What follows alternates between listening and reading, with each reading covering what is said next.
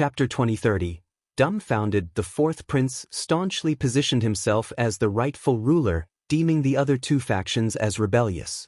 He rallied the ministers of the realm to unite in their assault. But what if, lingered as an unspoken question. Relinquishing the territory he had painstakingly seized was out of the question. His only recourse was swift ascension to the throne. Delaying only rendered him more vulnerable. As the three factions clashed, drawing support and opposition from various quarters, confusion swept through local officials and citizens alike. A proverb echoed in their minds: "There's no second master in the family, and there's no second sun in the sky." Now, with three emperors vying for supremacy, whom should they obey? Whom should they recognize as their sovereign? Logically, allegiance should lie with the ruler in the capital. Yet, the legitimate heir of the empress resided in Jinan, Shandong. As the eldest son, the second prince held a compelling claim to the throne. With the crown prince out of the picture, succession would likely favor either the firstborn or the eldest son. In either scenario, the second or third prince stood to ascend. However, the fourth prince had seized control of the capital. Throughout the realm, confusion reigned supreme. Each of the three princes found themselves in a deadlock, unable to assert their legitimacy over the others. They stood as equals in their claims to orthodoxy. Compounding the dilemma was the lack of trust among themselves, further confounding the populace as to whom they should align with or heed. Beyond the three princely factions, a contingent of officials remained steadfast in their loyalty to the late crown prince. They harbored suspicions that his untimely demise was somehow linked to the machinations of these three contenders. In their eyes, all three were tainted by sin and unworthy of kingship.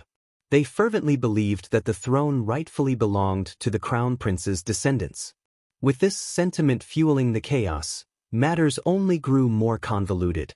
Upon ascending the throne, both the second and third princes swiftly embarked on a campaign to expand their territorial influence. They sought to consolidate control over neighboring cities, establishing a strategic foothold and amassing resources to bolster their cause. Their aim was clear: to fortify their position, accumulate strength, and secure logistical support, thus enabling them to challenge the authority of the capital.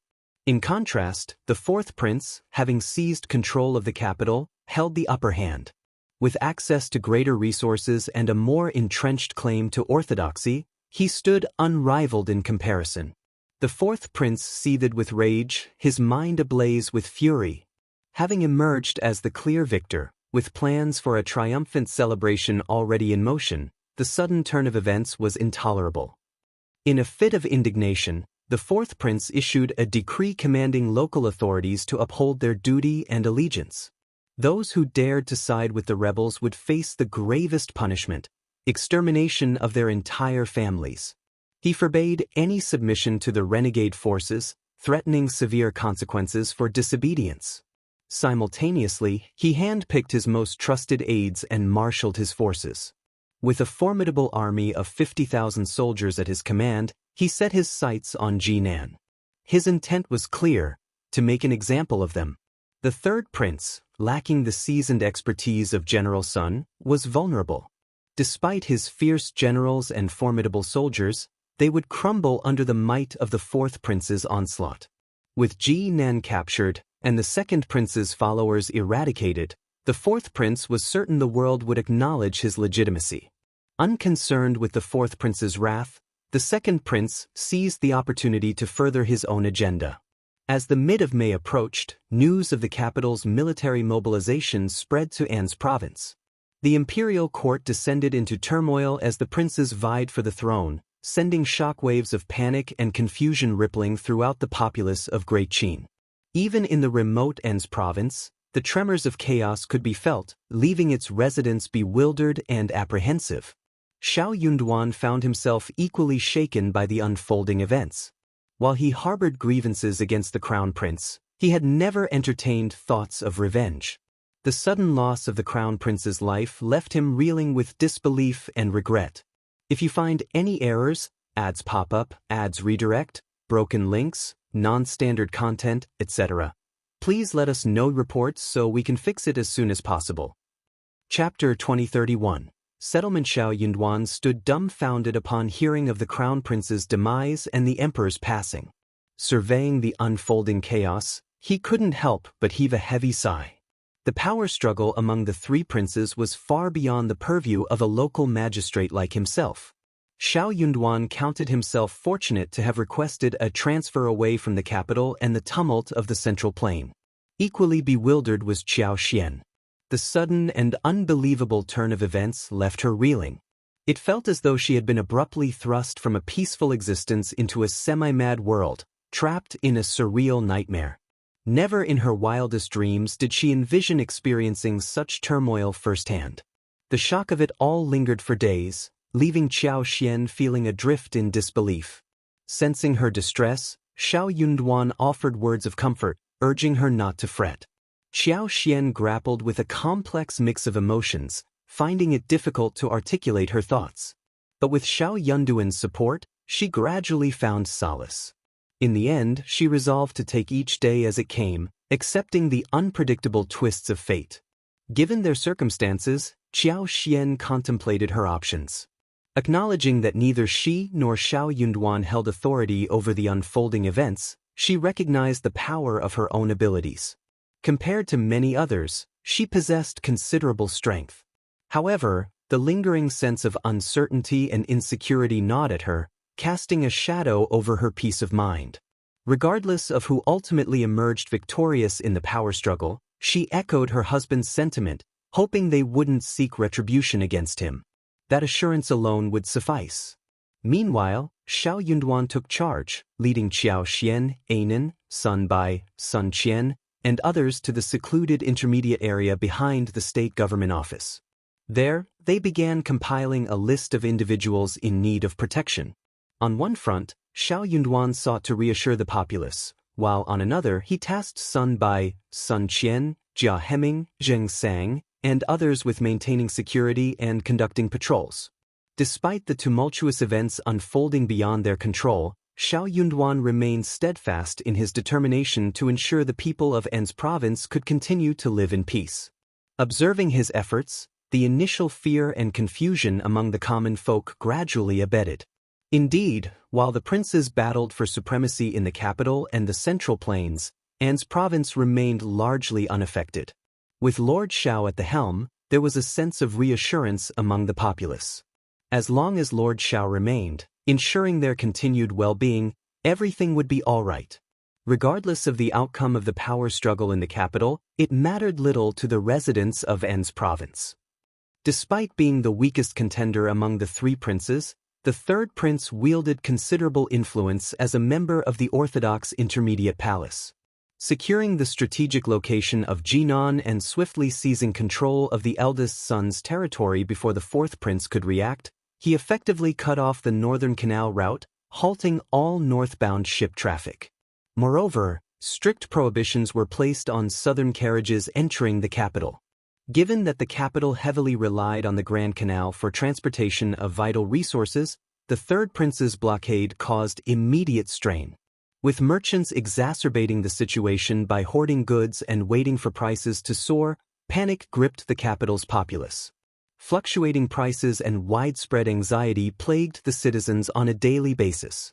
For the fourth prince, managing these crises alone proved to be a monumental task, diverting attention and resources away from any potential offensive against the third prince. It appeared that determining a victor in the short term was a daunting prospect indeed. If you find any errors, ads pop up, ads redirect, broken links, non-standard content, etc., please let us know reports so we can fix it as soon as possible. Chapter 2032, Power to Protect Oneself. Sun Bai, Sun Qian, and Zheng Sang convened a meeting with Xiao Yunduan, their skepticism toward the government palpable. They had never truly identified themselves as public servants. Their loyalty lay solely with Xiao Yunduan. With the world on the brink of chaos and the three major powers engaged in conflict, they anticipated the emergence of opportunistic factions seeking to exploit the turmoil. In times of disjointed decrees and fragmented authority, nefarious elements were bound to emerge. In such turbulent times, the law held little sway. It was the power of the fist that truly mattered. especially within the territories established by the three princes in the capital.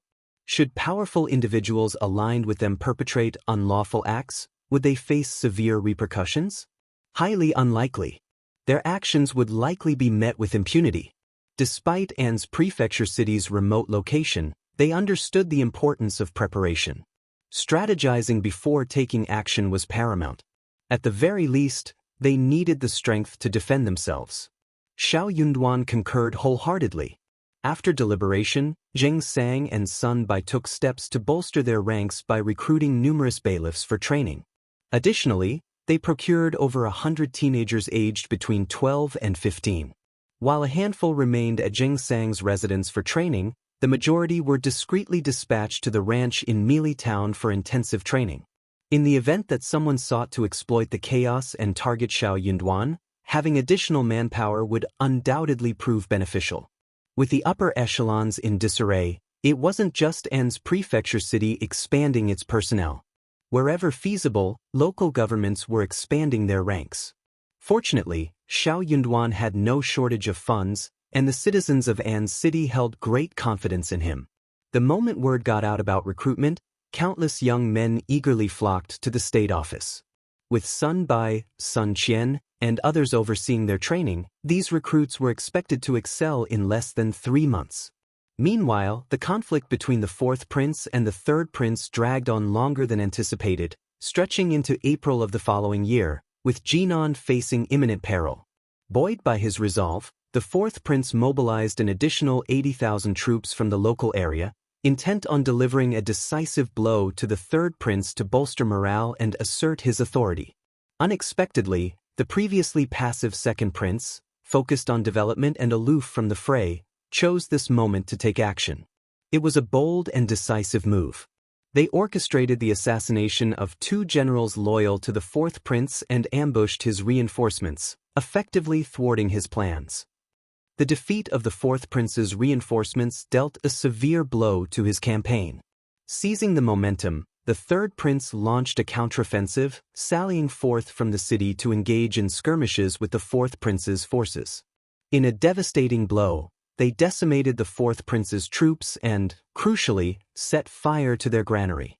The fourth prince teetered on the edge of fury, but his hands were tied. Fuming with rage, he assumed an orthodox stance and issued a decree calling upon the Northwest to dispatch their army to Jinan to quell the rebellion. To his dismay, the Northwest army remained unmoved. They cited manpower shortages and their steadfast commitment to border defense as reasons for their refusal to mobilize. The fourth prince's authority waned further as the Northwest army made it clear they would not heed the commands of any prince. In fact, they were reluctant to align themselves with any of the warring factions. Today, the intermediate generals of the Northwest Army found themselves deeply indebted to the memory of old General Zhao. In times past, the venerable general had met a tragic end, unjustly accused and executed despite his distinguished service. His demise did not occur on the battlefield, but rather under the cloud of suspicion cast by the emperor, leading to the execution of his entire family. The generals couldn't help but shudder at the thought. Were it not for old General Zhao's impassioned plea to defend the northern borders and safeguard the peace of Great Qin's people, many among their ranks might have abandoned their posts and shirked their responsibilities. If you find any errors, ads pop up, ads redirect, broken links, non-standard content, etc., please let us know reports so we can fix it as soon as possible. Chapter 2033. Disheartened. How could this happen? They had braved the battlefield, risking their lives, only to meet their end under the emperor's blade. But, unbeknownst to the imperial court, the Northwest Army had once come to the aid of old General Zhao. In truth, General Zhao's grandson had also been rescued, but fate did not smile upon the virtuous. The young scion of the Zhao family endured immense suffering in the depths of the prison and succumbed to illness soon after. With his passing, General Zhao retreated into the shadows, consumed by sorrow. Henceforth, his whereabouts became a mystery. None in the Northwest Army ever laid eyes on him again. Even as the truth vindicated General Zhao and his kin, he remained elusive.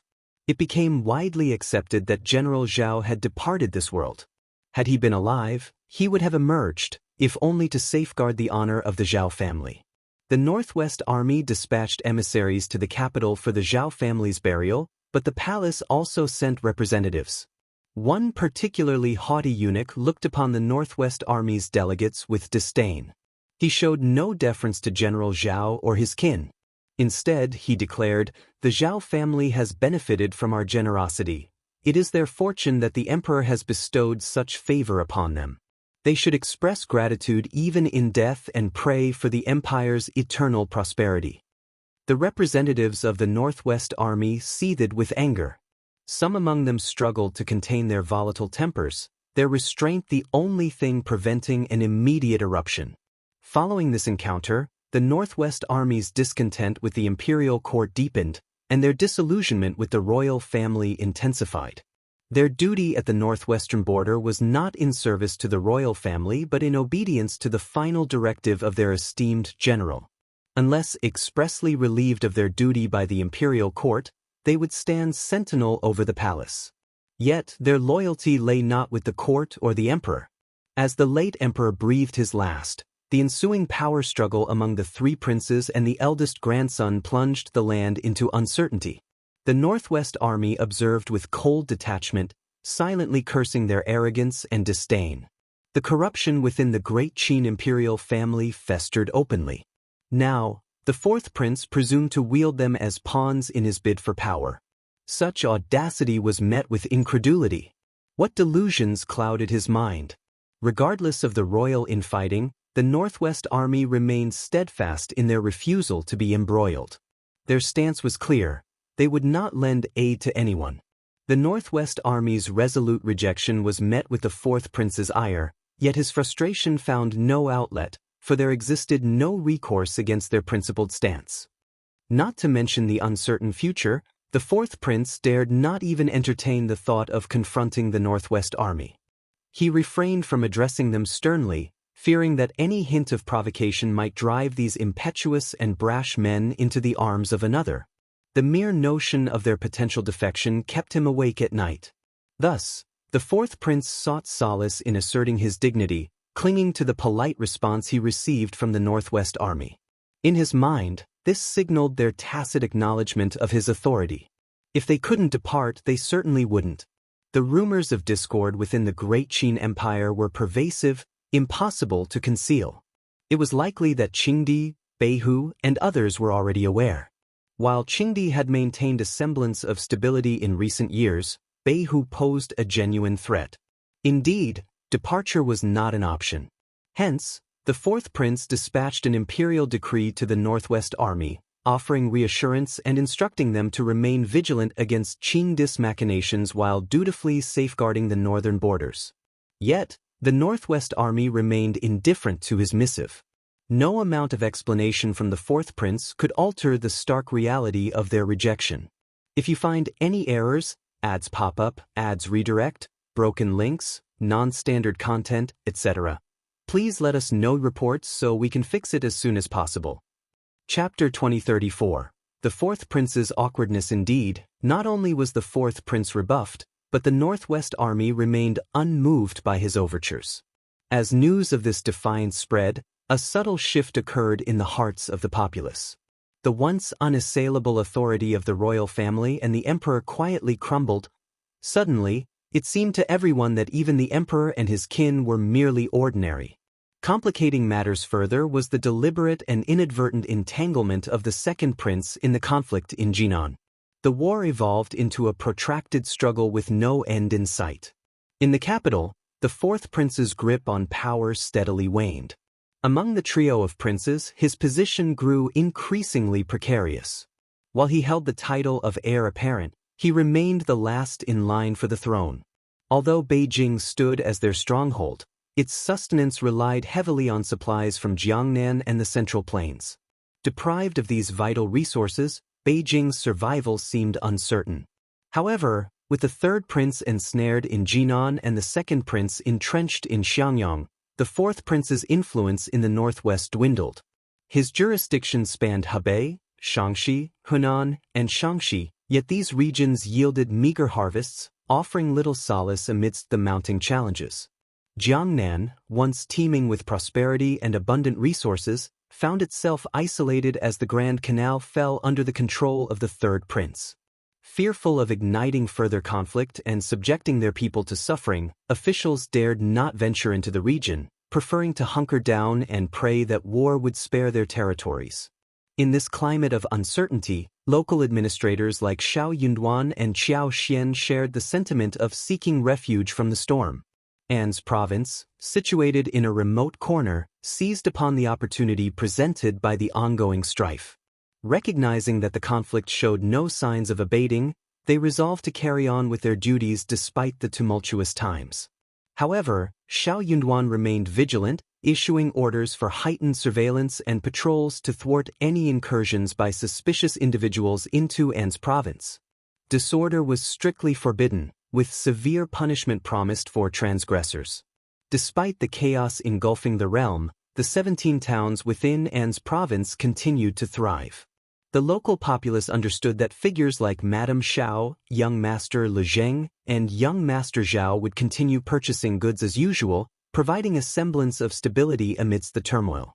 In response to the internal discord, the Yuezheng family bolstered their ranks with additional servants, including Zhao Shu. Skilled martial artists found themselves in high demand, their expertise invaluable in safeguarding business interests and ensuring the safety of merchants amid the precarious conditions of civil strife.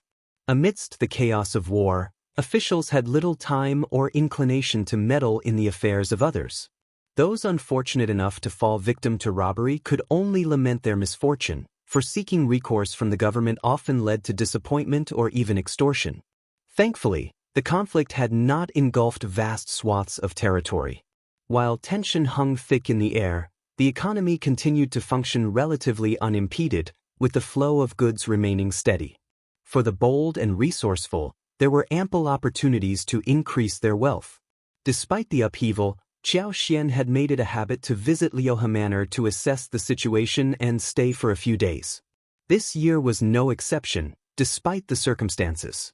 Shao Yunduan, sharing the state of affairs with Jia Hemming, accompanied her on this journey.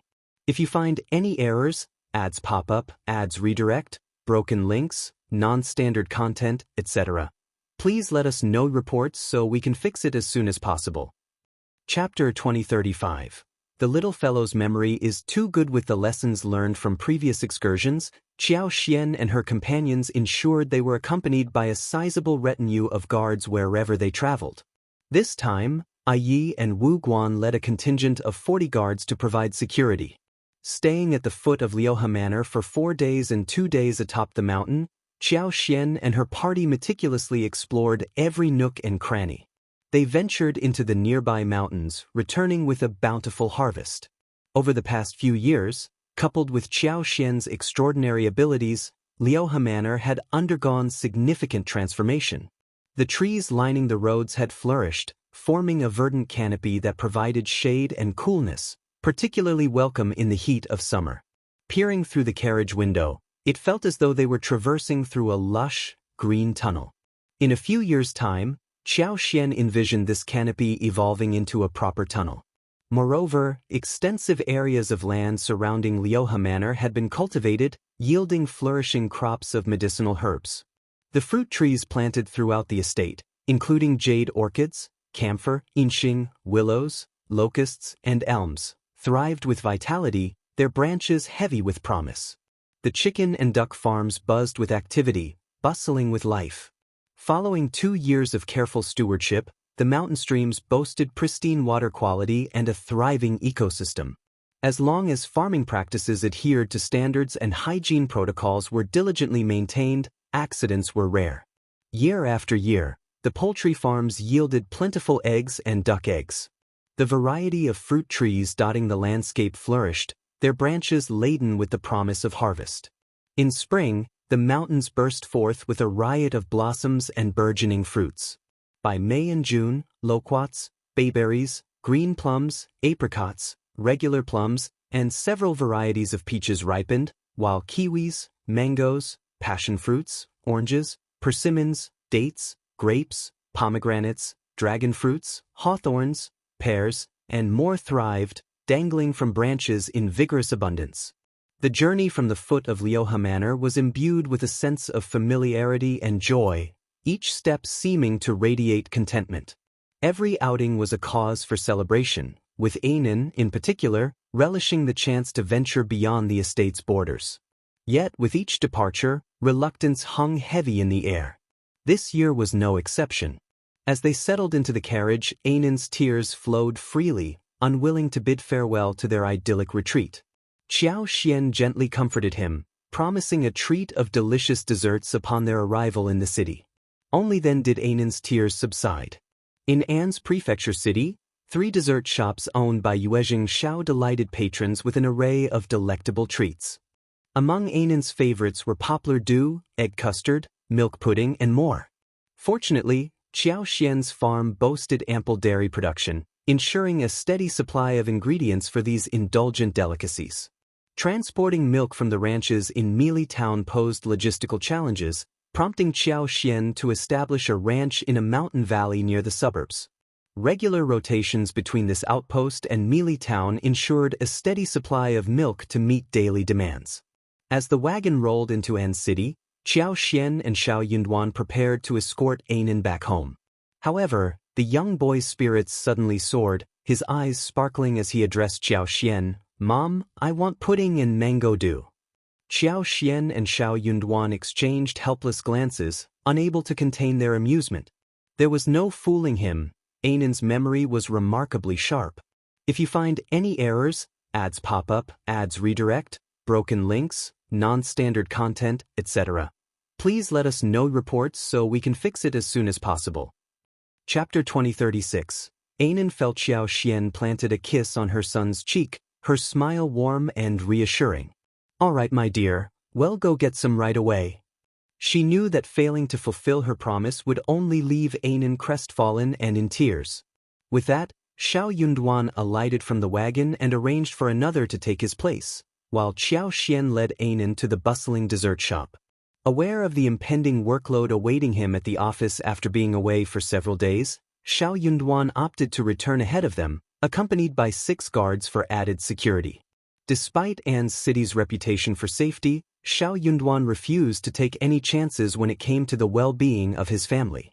Meanwhile, Qiao Xian, accompanied by her son, nanny, Li Qiao, Kai Yun, and other familiar faces, made their way to Yu's dessert shop on the bustling street. Frequented by Anan for its delectable offerings, Qiao Xian herself enjoyed the treats but preferred not to make them at home, making visits here a regular occurrence.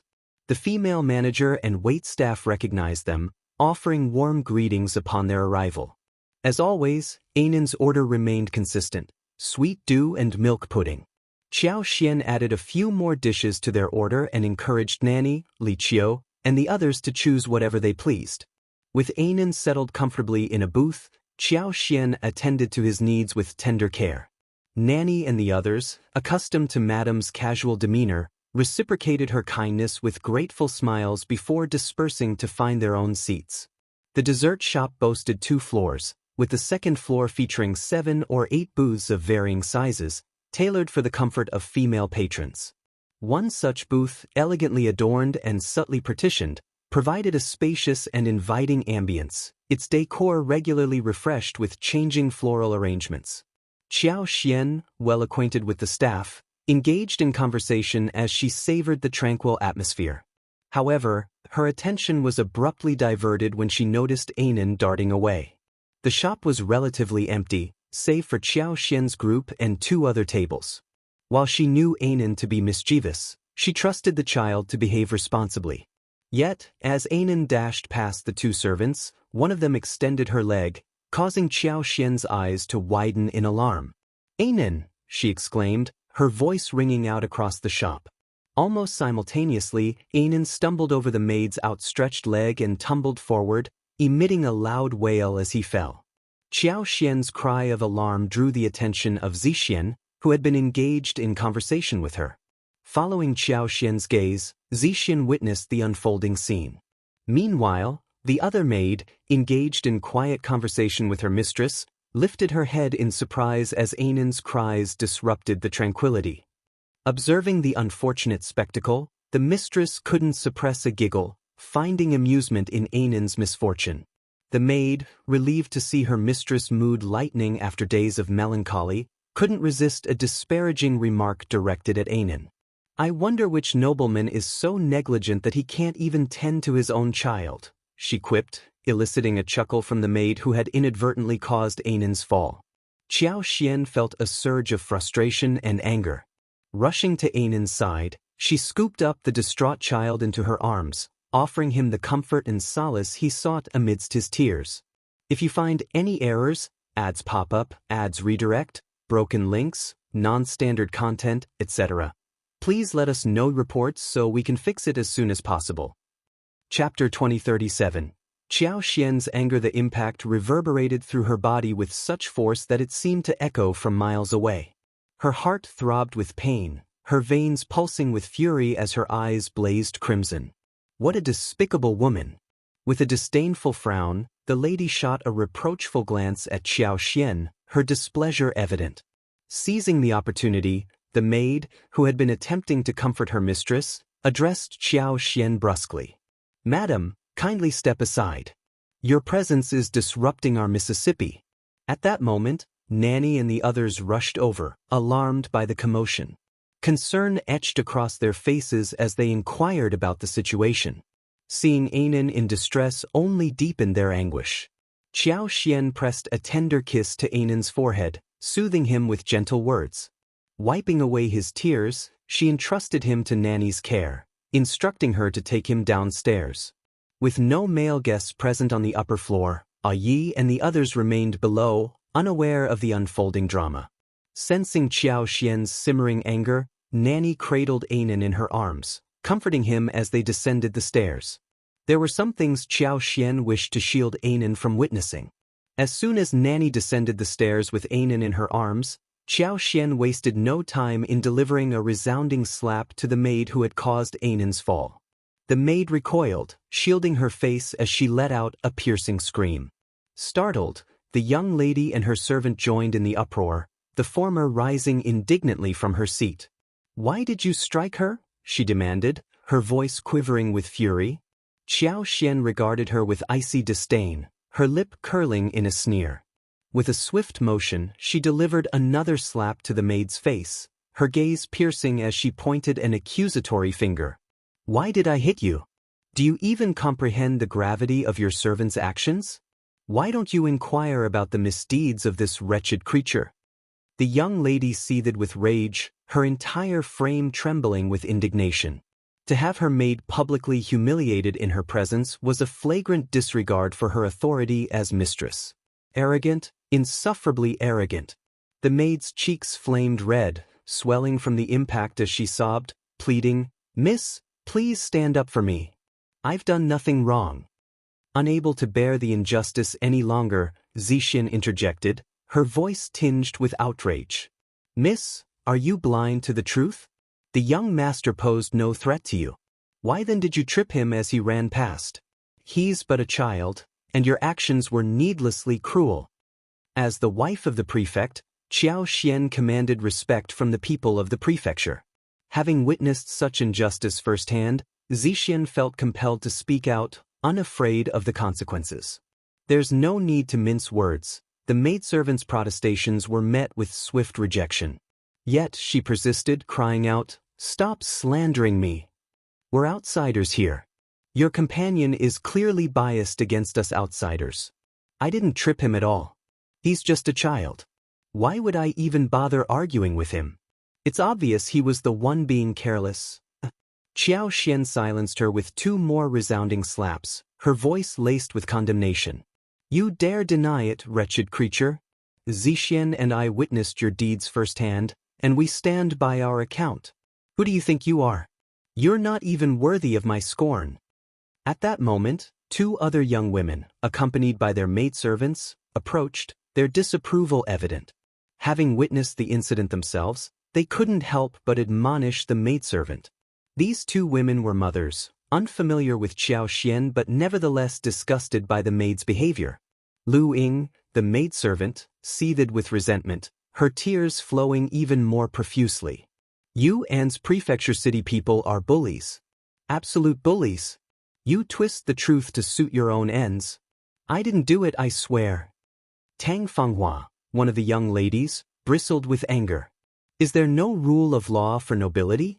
How can you act so unreasonably? A gentleman resolves disputes with words, not violence. Your behavior is utterly reprehensible. If you find any errors, ads pop up, ads redirect, broken links, non-standard content, etc., please let us know reports so we can fix it as soon as possible. Chapter 2038, Just Domineering. Qiao Xian's gaze pierced her with icy disdain. How dare you invoke the law? Are you the sole arbiters of wrongdoing? If this individual refuses to confess, apply pressure until she yields. His directive was clear as he cast a pointed glance at Qiao, Qian and Qiao. What are you waiting for? Enraged by the audacity, Qiao and her cohorts needed no further encouragement. With a curt affirmation, they advanced to administer punishment upon Levying. Witnessing the altercation, the two young mistresses and their attendant recoiled in astonishment, swiftly retreating to the sidelines. Their exchanged glances betrayed a mixture of shock and vindication.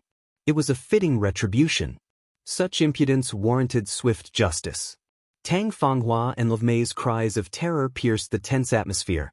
Levmei instinctively shielded Tang Fanghua, offering no assistance. In a sudden surge of defiance, Tang Fanghua fixed Zixian with an accusatory glare. Is this how your establishment conducts its affairs? Allowing customers to be subjected to such mistreatment? What kind of business model is this? Who would dare to patronize your establishment after this? With newfound resolve, Levmei joined in, urgently calling for the shopkeeper. Downstairs remained still, as per Qiao Xian's instructions to the nanny to bar any intruders from ascending. Her words held weight. After all, Qiao Xian had a stake in the dessert shop, effectively making her its proprietor. Observing the lack of movement from below, Zixian couldn't feign ignorance. Miss, it's evident, he asserted, while genuine patrons are always welcome, those with ill intentions find no place here. Such customers hold no value for us. The retort ignited Tang Fanghua and Levmei's fury. Meanwhile, Levying bore the brunt of Qiao and her accomplices' assault, enduring a barrage of pinches and hair-pulling, reducing her to a pitiful state. Initially defiant, she now sobbed uncontrollably, her cries for help punctuating the chaos. Miss, please save me. Miss help. But what recourse did her mistress have? Tang Fanghua remained aloof, wary of becoming a target herself amidst the escalating confrontation. Caught in a quandary, she grappled with the dilemma of intervention. Even if she could regain her dignity later, it would not change the fact that she might be in a sorry state and suffer. However, Levying was humiliated and bullied like this in front of her master. This made her feel extremely embarrassed. This was no different from slapping her face again and again. Enough! Tang Fanghua snapped and looked at Qiao Xian with a livid face. Madam, it is better to leave a way out. What you are doing is too cruel, and you might have your own way, don't you think so? Qiao and the others didn't care about her scolding at all. Their hands and mouths didn't stop at all. They held Levying and interrogated her. Qiao Xian's cold gaze bore into Tang Fanghua, a disdainful smirk curling her lips. Threaten all you want. I'm not intimidated. Levmei's patience snapped, her voice rising in anger. If you're not afraid of our mistress, then fear the Lord Prefect. She's kin to him. The declaration halted Qiao and her cohorts in their tracks, their expressions a mix of shock and disbelief directed at Qiao Xian. Even Zixian found himself taken aback, casting a perplexed glance at Tang Fanghua and her servant. Qiao Xian herself was caught off guard by the unexpected revelation. Such audacity from this source was beyond expectation, bordering on terrifying. With a pointed look at the bewildered duo, Qiao Xian motioned for Zixian to escort them downstairs. If you find any errors, ads pop up, ads redirect, broken links, non-standard content, etc., please let us know reports so we can fix it as soon as possible. Chapter 2039. Lord Shao's relative. Since it involved Shao Yunduan, Qiao Xian was adamant about maintaining confidentiality. Although the two young ladies were engrossed in the spectacle, they were compelled to depart as the protagonist barred their viewing. For some inexplicable reason, Qiao Xian exuded such authority that they felt a twinge of fear. When Zixin escorted them downstairs, she divulged Qiao Xian's connection and cautioned them to uphold secrecy, refraining from disclosing any inappropriate information. The two young ladies were utterly shaken. How could they dare to prattle about the 8 trigrams? They fervently pledged to maintain silence and hastily departed. It was no surprise that woman possessed such a commanding presence. She happened to be the prefect's spouse. Tiske, she had it coming. Her attendant had mistreated Lord Shao's heir, and even Lord Shao's kin couldn't intervene. Tang Fanghua and her attendant sneered, finally assuaging their indignation. Mei believed her words had rattled Qiao Xian and the others, fueling her smugness. She huffed, "Apologize, and all will be forgiven. Otherwise..." Qiao Xian shot a glance at Qiao and remarked composedly, "Has this individual confessed? If not, continue engaging with her until she's ready to come clean." "Understood, madam." Qiao and the others immediately thrust their hands forward assertively, bombarding her with questions. Vine shrieked incessantly. Tang Fanghua and Mei were incredulous. "How dare you? You're the audacious one." Qiao Xian retorted sarcastically. "Being Lord Shao's relatives means little here. He's a rational man and won't intervene on your behalf. Besides, your claim to kinship with him is dubious at best. If that's the case, Lord Shao truly has the misfortune of having relatives like you.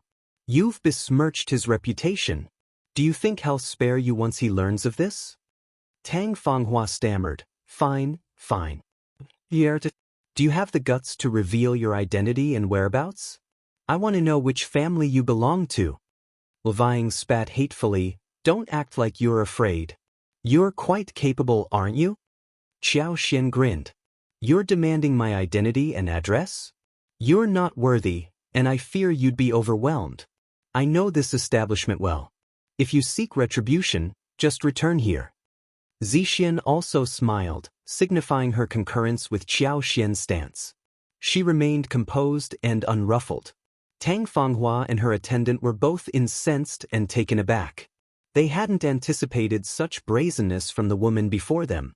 Truly, they didn't know the vastness of the heavens and the earth. "Fine." Tang Fanghua ground her teeth, shooting a fierce glare at Qiao Xian. She spat out harshly, "Do you think I'm bluffing? Just you wait. You'll regret this." Qiao Xian sneered in response. Tang Fanghua felt her blood boiling, nearly reaching the point of nausea. She refused to let this slide. Absolutely not. This woman clearly underestimated the gravity of the situation. Perhaps she believed he was bluffing and assumed she could make him pay the price. If she didn't make her kneel and beg for mercy, she wouldn't let her off the hook. Ving's endurance waned. Realizing his master couldn't rescue him, trapped and unable to overpower Qiao Xian, every part of his face, head, arms, and body throbbed with pain. The humiliation nearly made him vomit blood. Fear gripped her. Regret consumed her. Had she known the ferocity and arrogance of the madwoman in this dingy place, she would have never dared such a reckless act. If you find any errors, ads pop up, ads redirect, broken links, non-standard content, etc., please let us know reports so we can fix it as soon as possible. Chapter 2040. I hope Anan has completely forgotten she had merely intended to play a prank on the child out of dislike for him. Assuming no one would witness it, she never anticipated him not only observing but also adamantly refusing to let it slide. Vine reached her breaking point. She sobbed and pleaded, please stop hitting me. It's my fault, entirely my fault. I shouldn't have extended my leg to trip that young master. I beg you, please stop." Qiao Xian raised her hand, signaling Qiao and the others to cease. Yet, their gazes intensified, brimming with disdain. This despicable person. Qiao Xian's heart twinged with pain as she recalled her son's cries. She uttered icily, "Why did you do it?" Vine felt too ashamed to admit her motive but lacked the courage to remain silent. Tearfully she stammered, I was just feeling bored and wanted to play a prank. Qiao couldn't restrain herself and delivered another slap. How dare you jest at the expense of our young master? What kind of vile person are you? Taking a deep breath, Qiao Xian fixed them with a cold glare. I won't argue with you today, but mark my words, your recklessness will lead to your downfall. Leave now. Tang Fanghua and her attendant were on the verge of exploding with fury. What did she mean by unlucky one day? Wasn't today unlucky enough? An's province truly proved inhospitable. Its residents were excessively tyrannical and overbearing. You need to consider the owner before disciplining a pet. My maid was merely jesting. If you hadn't neglected the child, none of this would have happened. Tang Fanghua shivered as Qiao Xian cast her a frigid glance. Apprehensive of another strike, Tang Fanghua's voice dwindled. She swallowed the remainder of her retort, summoned 2 maids, and turned to depart. Just you wait, she vowed silently. She'd return to this place and show them who could be provoked and who couldn't. Levying's hair was disheveled, her face a mosaic of red, purple, and white, every inch a canvas of agony. Her eyes, swollen and crimson, brimmed with hatred as she cast a parting glare at Qiao Xian and her companions. After their departure, Qiao Xian descended the stairs. Anan sat blissfully, relishing the milk pudding, his visage radiating contentment. Qiao Xian's gaze softened, her heart melting. Children were children, pure, guileless, and quick to forget. Soon, they'd be gleeful and carefree once more. Qiao Xian silently hoped Anan had entirely forgotten the recent altercation. Anan. Approaching with a smile, Qiao Xian watched as Anan's face lit up. Mom, the pudding is divine. Here, have some too, Ma. Sure, I'll have some too. If it's your favorite, then let's indulge together. With a smile, Qiao Xian settled beside Anan, gently clasping his small shoulders.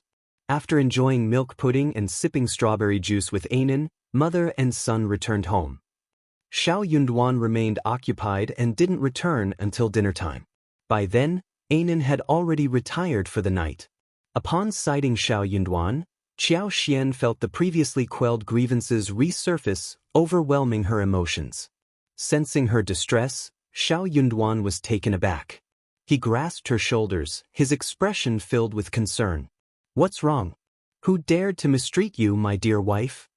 If you find any errors, ads pop up, ads redirect, broken links, non-standard content, etc., please let us know reports so we can fix it as soon as possible. Chapter 2041, Your Relatives. Shao Yunduan found himself torn between amusement and concern. Though he didn't fully grasp his wife's words, her unhappiness was evident. Drawing Qiao Xian into his embrace, he gently patted her back. I wouldn't even know how to mistreat my wife, let alone any relatives. No relatives, absolutely none. Please don't be upset, my dear. Qiao Xian couldn't help but chuckle as she lifted her head from his chest. But she insisted she was your relative. Shao Yunduan, my dear. He felt even more bewildered. Qiao Xian ceased her teasing and recounted the day's events, her anger and distress evident in her voice. Shao Yunduan shared her shock and heartache, feeling increasingly perplexed. Who on earth would fabricate such a colossal lie? My wife shouldn't have let them leave. We should have a Yi and the others apprehend and interrogate them. What kind of servant shared the same master? A maid who would mistreat a child merely for a jest was undoubtedly nefarious. One could surmise that her master was no better. Shao Yunduan couldn't fathom what kind of relative she claimed to be. It had to be a falsehood. Hearing his suggestion, Qiao Xian felt a pang of regret. Indeed, she shouldn't have allowed her to depart. Who knew what she might attempt next? What if she perpetrated something under the guise of being the prefect's relative in the nearby city? However, if she dared to do so, word would inevitably reach the authorities, and she wouldn't escape unscathed. Whether she's deceiving us or not, the truth will come to light soon. She won't be as bold in front of me. She'll slip up again, Qiao Xian asserted. Shao Yunduan's gaze hardened. That's for certain. I won't let her off easily. After a brief pause, she couldn't help but inquire, is Anan all right? Was he frightened? The mere thought tugged at his heartstrings. If the child hadn't drifted off, he would have held him close and comforted him. With a sigh, Qiao Xian replied, "That dear boy was so young, and he cried so hard. But he was soothed afterward, so he likely won't remember. I'll instruct the nanny to keep an eye on him tonight to prevent any nightmares." Shao Yunduan nodded and planted a gentle kiss on her forehead. "Don't be disheartened." Qiao Xian leaned into his embrace, choosing silence. She wasn't disheartened, she was seething with anger. Fortunately, Anan enjoyed a peaceful night's rest without any nightmares. The next morning, Qiao Xian breathed a sigh of relief upon hearing Kaiyan's report. The child was still tender and forgetful, yet remarkably resilient. That was a relief. Children were highly susceptible to fear. Once frightened, their fragile constitution could lead to severe consequences. Shao Yunduan could not help but feel sorry for Anan. He took Anan into his arms during breakfast. The little guy was overjoyed. The monkey was tyrannizing his father. His father was usually busy and did not have much time to hug him. After the family of 3 had breakfast, Shao Yunduan accompanied them for a while before heading to the government office. Qiao Xian did not plan to go out today. She was going to pick strawberries and dragon fruits with Anan in the garden. The garden boasted a variety of fruit trees: figs, jujubes, plums, persimmons, dragon fruits, papayas, and more. Qiao Xian even dedicated a corner of the land to strawberries, watermelons, cantaloupes, and small melons. While she didn't plant an abundance of them, they yielded plentiful fruits each year. As the watermelons and cantaloupes reached maturity, enormous specimens tumbled onto the ground, their size making them utterly endearing. If you find any errors, ads pop up, ads redirect, broken links, non-standard content, etc., please let us know reports so we can fix it as soon as possible. Chapter 2042. Qi is here. Whenever the season arrived, Qiao Xian would enlist Mrs. Jia's help to gather the ripe fruits, providing her with a basket. Strawberries remained available from March to November, and Qiao Xian had instructed Mrs. Jia to pick them freely to prevent damage to the seedlings. Anan and the Jia family took delight in harvesting strawberries. Whenever the siblings embarked on a picking excursion, they always invited Anan to join them, and he eagerly obliged. Qiao Xian even intended to arrange for them to play together more often. However, before Shao Yunduan departed, a messenger arrived with news of a visitor at Lord Shao's ancestral home. "Guests from our hometown?" Both Shao Yunduan and Qiao Xian were taken aback. Guests from their hometown? If it were Shao Delong or Shao Sanlang, they would have recognized them. Who else could it be? Regardless of the visitor's identity, Shao Yunduan felt compelled to greet them. "Escort them in and guide them to the East Flower Room in the front courtyard," he instructed. Qiao Xian smiled, not feeling rushed to head to the garden for strawberry picking. "Go ahead, let me know if you require anything," she offered with a smile. Shao Yunduan nodded in acknowledgement. As he entered the East Flower Hall in the front courtyard, Shao Yunduan was taken aback when a young man dashed towards him, enveloping him in a bear hug while exclaiming joyfully, "Fifth brother, I've come to see you." Shao Yunduan's heart leaped with excitement. He grasped the young man's shoulders, his eyes lighting up. "It's really you, Qi?" "Yes, it's me. Fifth brother, I've missed you terribly.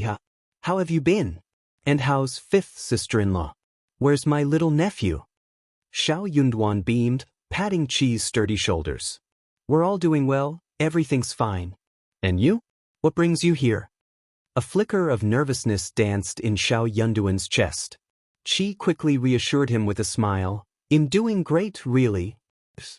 I couldn't bear to be away from you all, so I decided to pay a visit to fifth brother, fifth sister-in-law, and my adorable nephew. I plan to visit father, mother, brother, and sister-in-law in a few days too. It's been too long since I've seen them. I miss them dearly." Qi's longing was palpable. Shao Yunduan relaxed, offering a warm smile.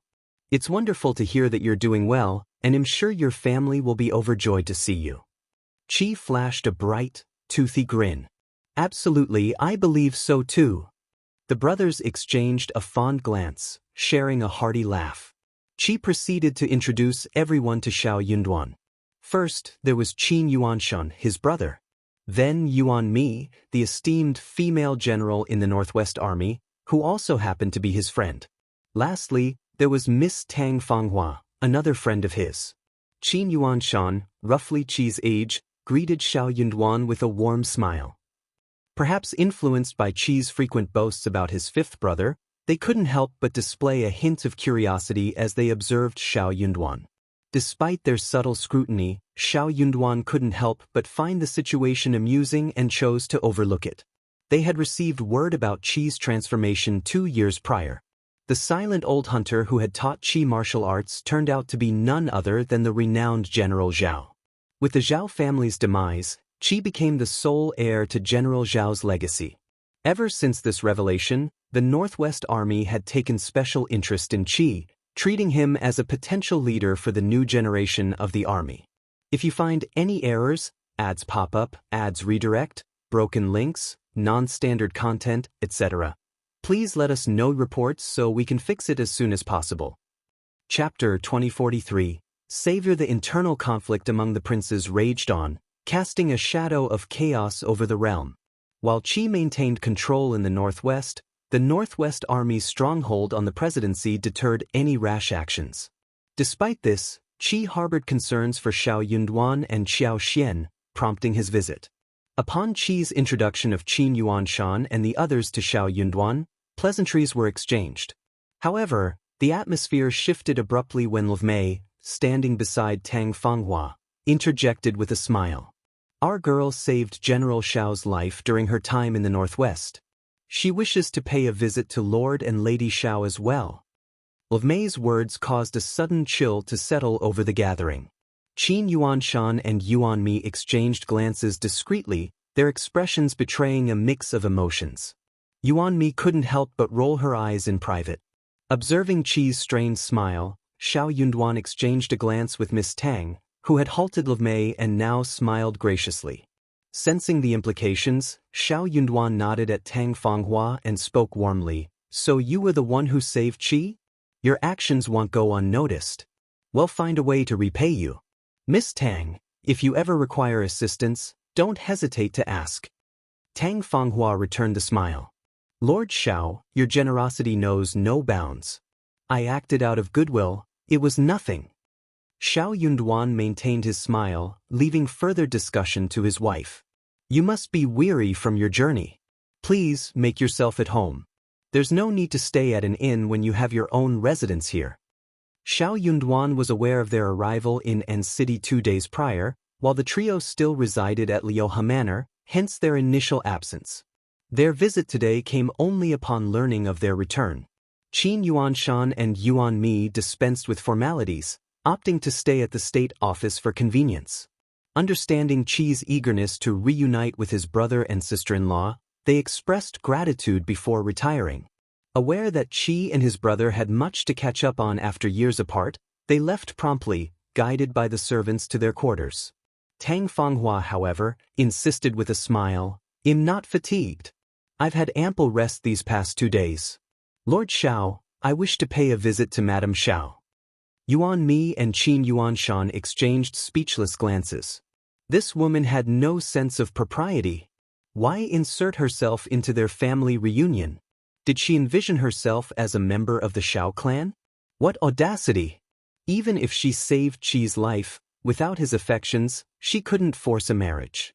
Qi had rebuffed her advances countless times, yet she persisted in her delusion. Shameless, truly. Yuan Mi was on the verge of intervening when Shao Yunduan nodded in agreement. All right. Yuan Mi struggled to find words, cursing Shao Yunduan inwardly for his shamelessness. She resented him for enabling Tang Fanghua's audacity.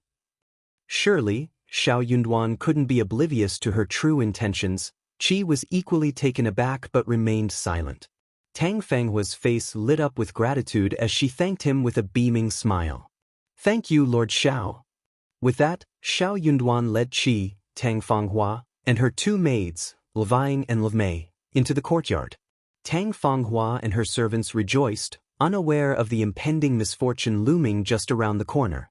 If you find any errors, ads pop up, ads redirect, broken links, non-standard content, etc., Please let us know reports so we can fix it as soon as possible.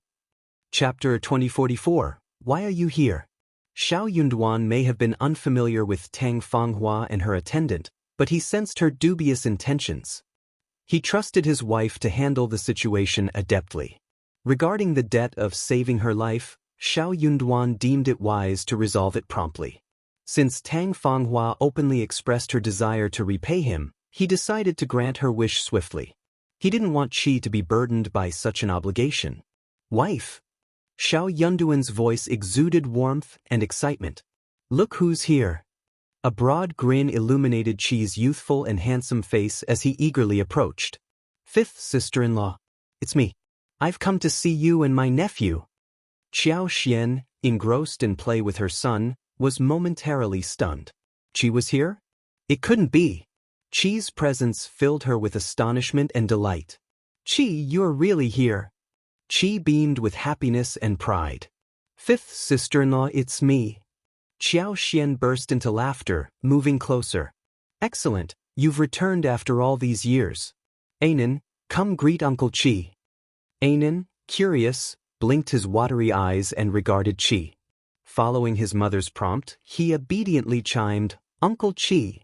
Qi's face lit up with joy as he reached out to embrace his nephew. Tang Fanghua and her attendant had not been able to survey their surroundings upon entering, thus initially missing the presence of Qiao Xian and her son. However, as their gazes finally settled on them, their expressions shifted dramatically. Levying, who had suffered the most the day before, was now the most shocked. A cry of surprise escaped her lips. Qiao Xian, upon noticing their arrival, froze in place. Qi, sensing a subtle shift in the atmosphere, felt a twinge of unease but brushed it off as mere imagination. Surely, nothing could be amiss. Realizing his oversight in introducing Tang Fanghua to Qiao Xian, Qi withdrew his hands from Anan and addressed Qiao Xian with a smile. Fifth sister-in-law, this is Tang Fanghua, Miss Tang. She's accompanied by my other two friends. Levying's complexion turned ashen, fear flickering in her eyes as she trembled involuntarily. Recalling her altercation with Qiao Xian the previous day, she regretted her actions deeply. If only she had known Qiao Xian's true identity as the prefect's wife, she wouldn't have dared to provoke her, no matter how bored she felt. Tang Fanghua, too, felt a pang of embarrassment, her face alternating between shades of red and white. This friendly fire, what a predicament! To realize that the woman before her was the prefect's wife explained her arrogance. It also explained, with a sinking feeling, how she had maintained airs of superiority as a relative of the Lord Prefect. The realization burned through Tang Fanghua like a flame. Tang Fanghua strained to summon a smile, but it eluded her. Her attempts to speak resulted in silence, her throat constricted by tension. Qiao Xian offered a wry half-smile in acknowledgement.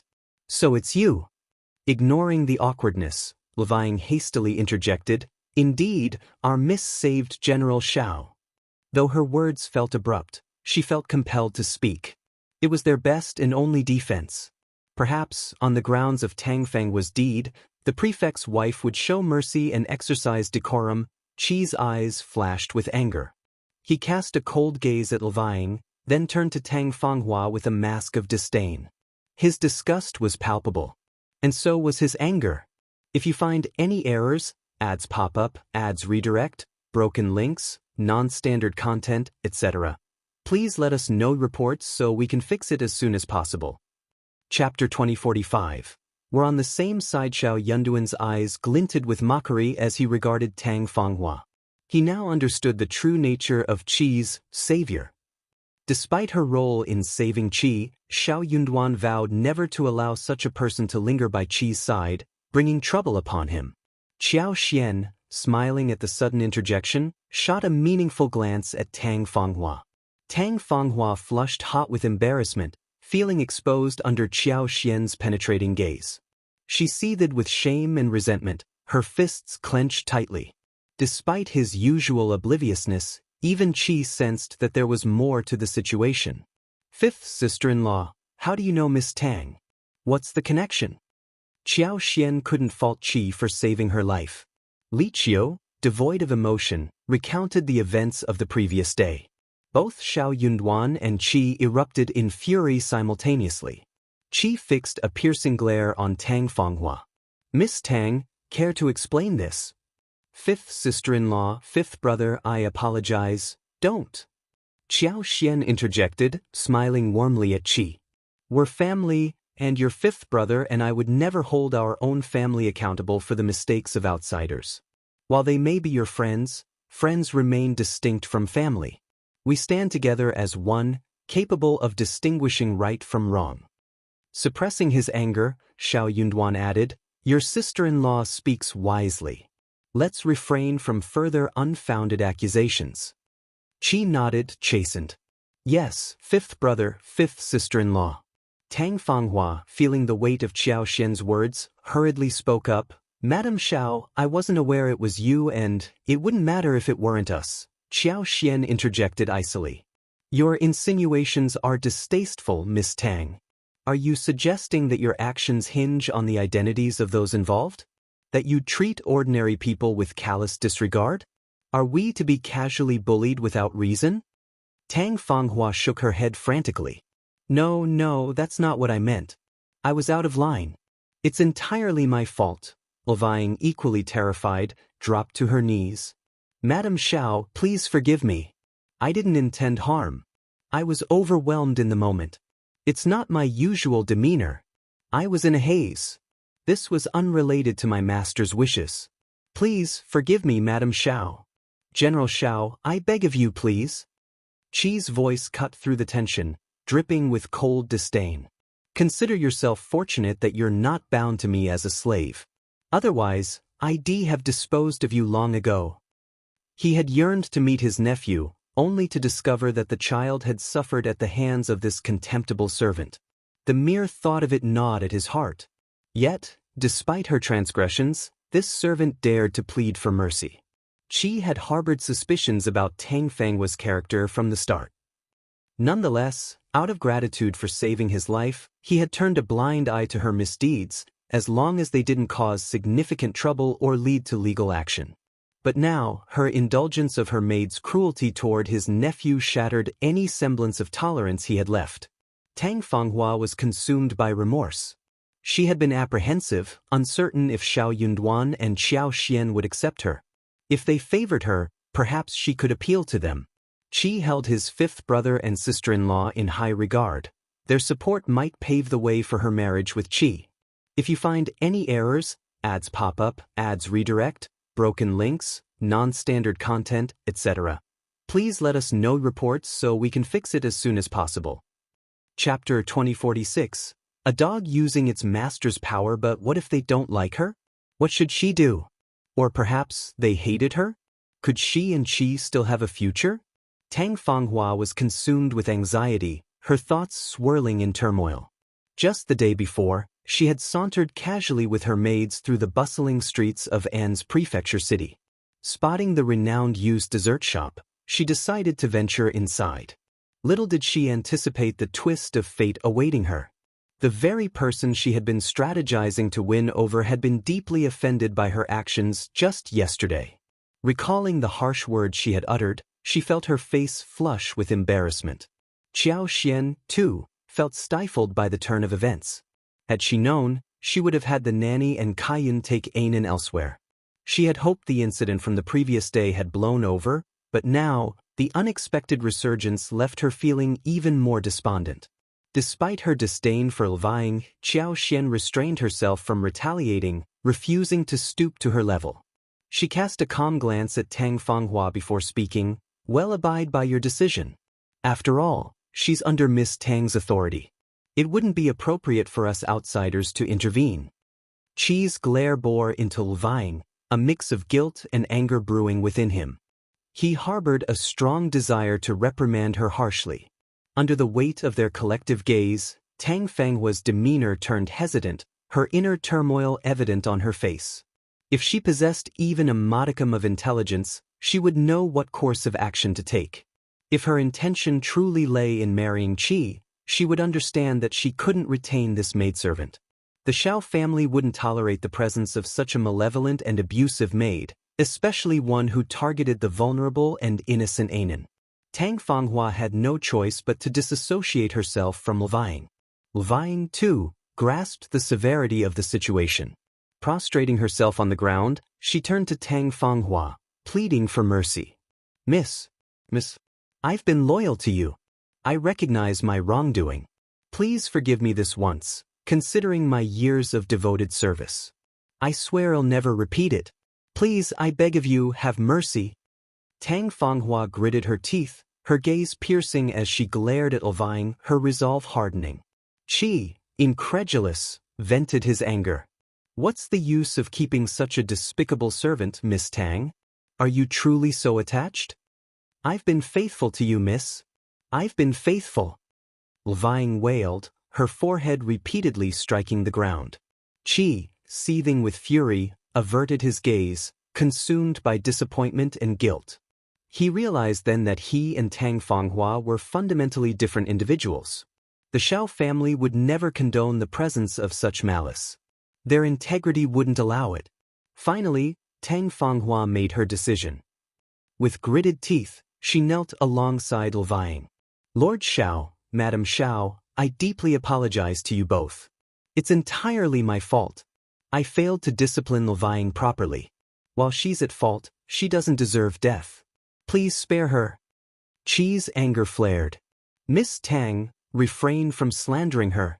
When did my brother and sister-in-law indicate they wanted this servant dead? Tears welled in Tang Fanghua's eyes, her voice choked with emotion. I'm sorry I spoke rashly. I promise to enforce strict discipline from now on. Such behavior will not be tolerated. If it recurs, there will be consequences. Please forgive me, Lord Shao, Madam Shao. After all, Levying has been by my side for so many years. We've shared hardships together. I simply can't bear to, if you find any errors, ads pop up, ads redirect, broken links, non-standard content, etc. Please let us know reports so we can fix it as soon as possible. Chapter 2047. Everyone is dumbfounded. Shao Yunduan was taken aback by Tang Fanghua's decision to defend Levying. While he couldn't help but feel a hint of admiration, it paled in comparison to his disgust for the servant's actions. Qi, equally surprised, resolved to defer to his fifth brother and sister-in-law's judgment, regardless of his own feelings. However, Qiao Xian's response caught everyone off guard. With a sneer, she spoke calmly, I'm protective by nature. My son is innocent and vulnerable, yet this wretch finds pleasure in tormenting him. Is she even human? Such innate cruelty cannot be tolerated. I demand her life. Miss Tang, will you stand against me for the sake of this vile creature? The room fell silent, everyone stunned by Qiao Xian's declaration. Levying, paralyzed with fear, forgot to shed tears. Her swollen eyes bore into Qiao Xian with a mixture of defiance and terror. Tang Fanghua's expression shifted from disbelief to condemnation. Despite her earnest pleas, Qiao Xian refused to relent. Why was she so merciless? How could she advocate for violence over a minor transgression? Moreover, as Qi's savior, shouldn't she show some respect? But Qiao Xian showed no inclination to accommodate Tang Fanghua. Instead, she sneered, I'm going to make an example out of this wretch right now. Miss Tang, I'm asking you one last time, will you grant me this request or not? Levying trembled with terror, casting pleading eyes towards Tang Fanghua, clinging to the hope of salvation. Tang Fanghua quivered, engulfed by remorse, though her regret harbored a hidden truth. She hadn't anticipated such resistance from the prefect's wife. Despairingly, she glanced at Qi, only to find him averting his gaze. Her heart chilled as tears welled in her eyes.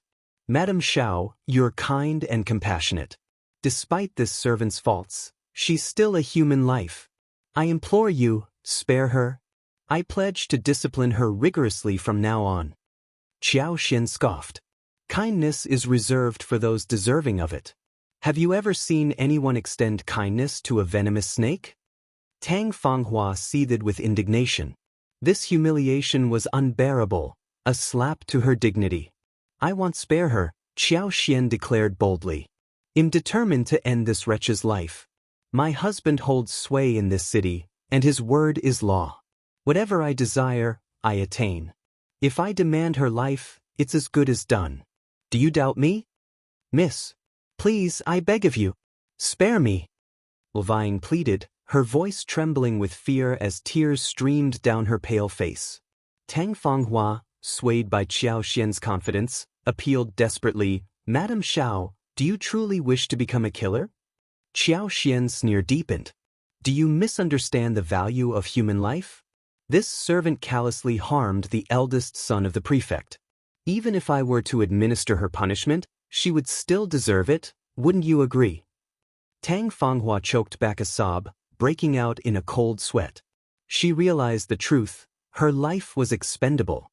Levine had harmed a scion of the Shao family, deserving nothing less than severe retribution. If you find any errors, ads pop up, ads redirect, broken links, non-standard content, etc., please let us know reports so we can fix it as soon as possible. Chapter 2048. A Life for a Life. Tang Fanghua was seething with the urge to slap Levine several times. This troublemaker was utterly clueless. Dealing with her frivolous antics was inevitable, but now was not the time for that. Despite her frustration, Tang Fanghua knew she had to save her. No matter what, she couldn't let Levine suffer. Qiao Xian's teasing had momentarily eased the tension. You two seem quite close. Impressive, he remarked. Tang Fanghua turned to Qiao Xian, her expression tense. Qiao Xian's smile was unnerving. Miss Tang, do you truly wish to save her? She's been by my side for years. I can't just abandon her. Madam Shao, please have mercy. Mercy isn't my forte, but there may be another way, Qiao Xian said, a calculating gleam in his eyes. Madam Shao, what do you propose? It's quite simple, Qiao Xian replied with a smirk. A life for a life. Tang Fanghua's face drained of color, her eyes widening in shock as she stood frozen, trying to comprehend Qiao Xian's chilling ultimatum. A life for a life? What could Madame Shao possibly mean by that? It's not what you're imagining, Qiao Xian sneered. You saved Qi's life, didn't you? That means the Shao family owes you a debt. So, it'll compensate you with another 50,000 silver. From now on, keep quiet about saving Qi, and well consider the matter settled. Qi's excitement surged as he looked at Qiao Xian. Fifth sister-in-law had gone through all this trouble for him. Fifth sister-in-law had always been kind to him and his family. Shao Yunduan caught on to the situation, a knowing smile in his eyes. He understood his wife's motives. It hadn't been easy for her. Tang Fanghua gazed at Qi, silently pleading for him to speak up. But Qi avoided her gaze, feigning ignorance. Tang Fanghua's heart sank with sorrow and desperation. She had saved him. Without her, he might not be alive today. Such a debt transcended earthly bounds. Could it truly be dismissed at her word? Could it be erased so easily? Why didn't he say a word? Why did he do this to her? Tang Fanghua's tears rolled down her face as she sobbed. She was very, very sad. Qiao Xian remained unmoved by Tang Fanghua's attempts to reason. Impatiently, he said, Miss Tang, what's your decision? I highly doubt the bond between you and your servant is as strong as you claim. Tang Fanghua's eyelids flickered with irritation. Fine, I agree. I won't mention saving your life again, but I refuse the money. That's not acceptable. You must accept the money. The Shao family won't allow you to suffer a loss. 50,000 taels of silver, along with the life, should be sufficient. But you have to. Tang Fanghua fell silent. Qiao Xian pressed on. I prefer everything to be documented. We should clearly outline the terms. What did this servant do? Miss Tang's master-servant relationship was exchanged for her life, and the Shao family consented. Well, provide Miss Tang with another 50,000 taels of silver. What? Tang Fanghua's expression shifted. Initially, she had a plan. How could Qi's life equate to that of a mere maidservant like Levine? If the Shao family used the life of a maidservant to trade for Qi's, even with an additional 50,000 taels of silver, it would be an act of bullying. If word got out, sympathy would flow her way, condemning the Shao family's actions. They'd have no way to evade the fallout. But with everything laid out plainly in black and white, there would be no room for maneuvering. If you find any errors, ads pop up, ads redirect, broken links, non-standard content, etc., please let us know reports so we can fix it as soon as possible. Chapter 2049. I won't talk about it again instead. It was Tang Fanghua who ended up protecting the ungrateful servant, but did Tang Fanghua truly have a choice? No, she did not. She had already committed to the exchange of a life for a life. Reneging on her promise now would only bring shame upon her. Besides, going back on her word was simply not an option. Qiao Xian reassured her, "Don't worry, Miss Tang. As long as you keep quiet about this outside, refraining from mentioning saving our lives, we won't disclose anything. It won't bring any harm to you." Reluctantly, Tang Fanghua agreed, "Madam Shao, I won't bring it up again." Excellent. Qiao Xian's smile was insincere as he instructed someone to document the agreement. 2 copies were drawn up, each signed and exchanged between parties. Qi remained silent throughout. Seeing the contract, he felt as if a heavy burden had been lifted from his chest. Relief washed over him. "I can't tolerate this wretch, and neither does the state office. Li Qiao, escort her out," Qiao Xian commanded. "Miss Tang, will you stay or leave?" After a brief moment of hesitation, Tang Fanghua made her decision to stay. If Tang Fanghua left now, she'd face ridicule from Qin Yuanshan and Yuanmi. That was intolerable to her. She was relieved they weren't present. Otherwise, the embarrassment would have been unbearable. So, Levying was left to depart from the inn alone. Qiao Xian made no arrangements for her transportation. She didn't deserve it. Meanwhile, Tang Fanghua and Levying were escorted to their quarters to rest. Qiao Xian couldn't help but think they weren't as close as they seemed. With the irrelevant parties gone, Qiao Xian, her husband, and Qi could finally converse freely. Qi glanced at them, but Qiao Xian interrupted with a grin. "Hey Qi, no talk of apologies or I might just show you the door." Laughter filled the room. Shao Yunduan chimed in, "We're all on the same team here. But I'm curious, what's this about saving my life?" Qi had intended to apologize, but his brothers and sister-in-law's words halted him. Despite his desire to make amends, an apology now would only distance him further. It might even imply collusion with Tang Fanghua, a notion he detested. Qi didn't deny Tang Fanghua's act of saving his life. However, the constant reminders from Tang Fanghua and her maidservants about this favor left him feeling disgusted and frustrated. Their insistence on leveraging this debt forced him into uncomfortable situations he wished to avoid. He had always perceived Tang Fanghua as someone who, unless she underwent a drastic change in personality and got married, would likely persistently pursue him for the rest of her life. Despite her clear intentions of wanting to marry him, he had never reciprocated. Repeatedly, he had turned down her advances. Yet, she persisted, returning intermittently, much to his annoyance. Recalling Fifth Brother's inquiry stirred bitterness within Qi. About 2 years ago, Beihu had instigated several small tribes to stir up trouble. Qi led a team to investigate. Unexpectedly, they were ambushed on their return journey, resulting in everyone being scattered. Qi, poisoned, found himself alone in the wilderness, unaware of when he had lost consciousness. When he regained consciousness, he discovered Tang Fanghua had saved him. She and her servant had traveled from Hebei in search of relatives, only to find they had relocated without leaving a trace. If you find any errors, ads pop up, ads redirect, broken links, non-standard content, etc., please let us know reports so we can fix it as soon as possible. Chapter 2050. Savior. As fate would have it, Tang Fanghua had heard of a relative residing in a small town, prompting her to venture there. Little did she know she would cross paths with Qi and save him along the way. Upon returning to Guiwu City, where Qi's encampment was located, Qi pledged to assist Tang Fanghua in locating her relatives. Despite their efforts, they were unable to locate them. Left with no other options, Tang Fanghua naturally remained in Guiwu City. Given that she had saved Qi's life, he couldn't bear to see her homeless and alone. Consequently, he purchased a house for her and provided financial support. Qi inquired about her plans. Should she wish to return to her hometown, he offered to arrange for her safe escort, ensuring her well-being under the care of her clan's patriarch and elders, with his support. Alternatively, if she desired to settle in Guiwu City, he would support her decision. In the event of marriage, he vowed to provide a generous dowry to secure her future. However, Tang Fanghua merely expressed her willingness to remain in Guiwu City temporarily, deferring further discussions for later. The two maids, Levang and Levmei, made a jest, suggesting, "Why don't we just arrange a marriage between General Shao and our miss? Wouldn't that be a match made in heaven?"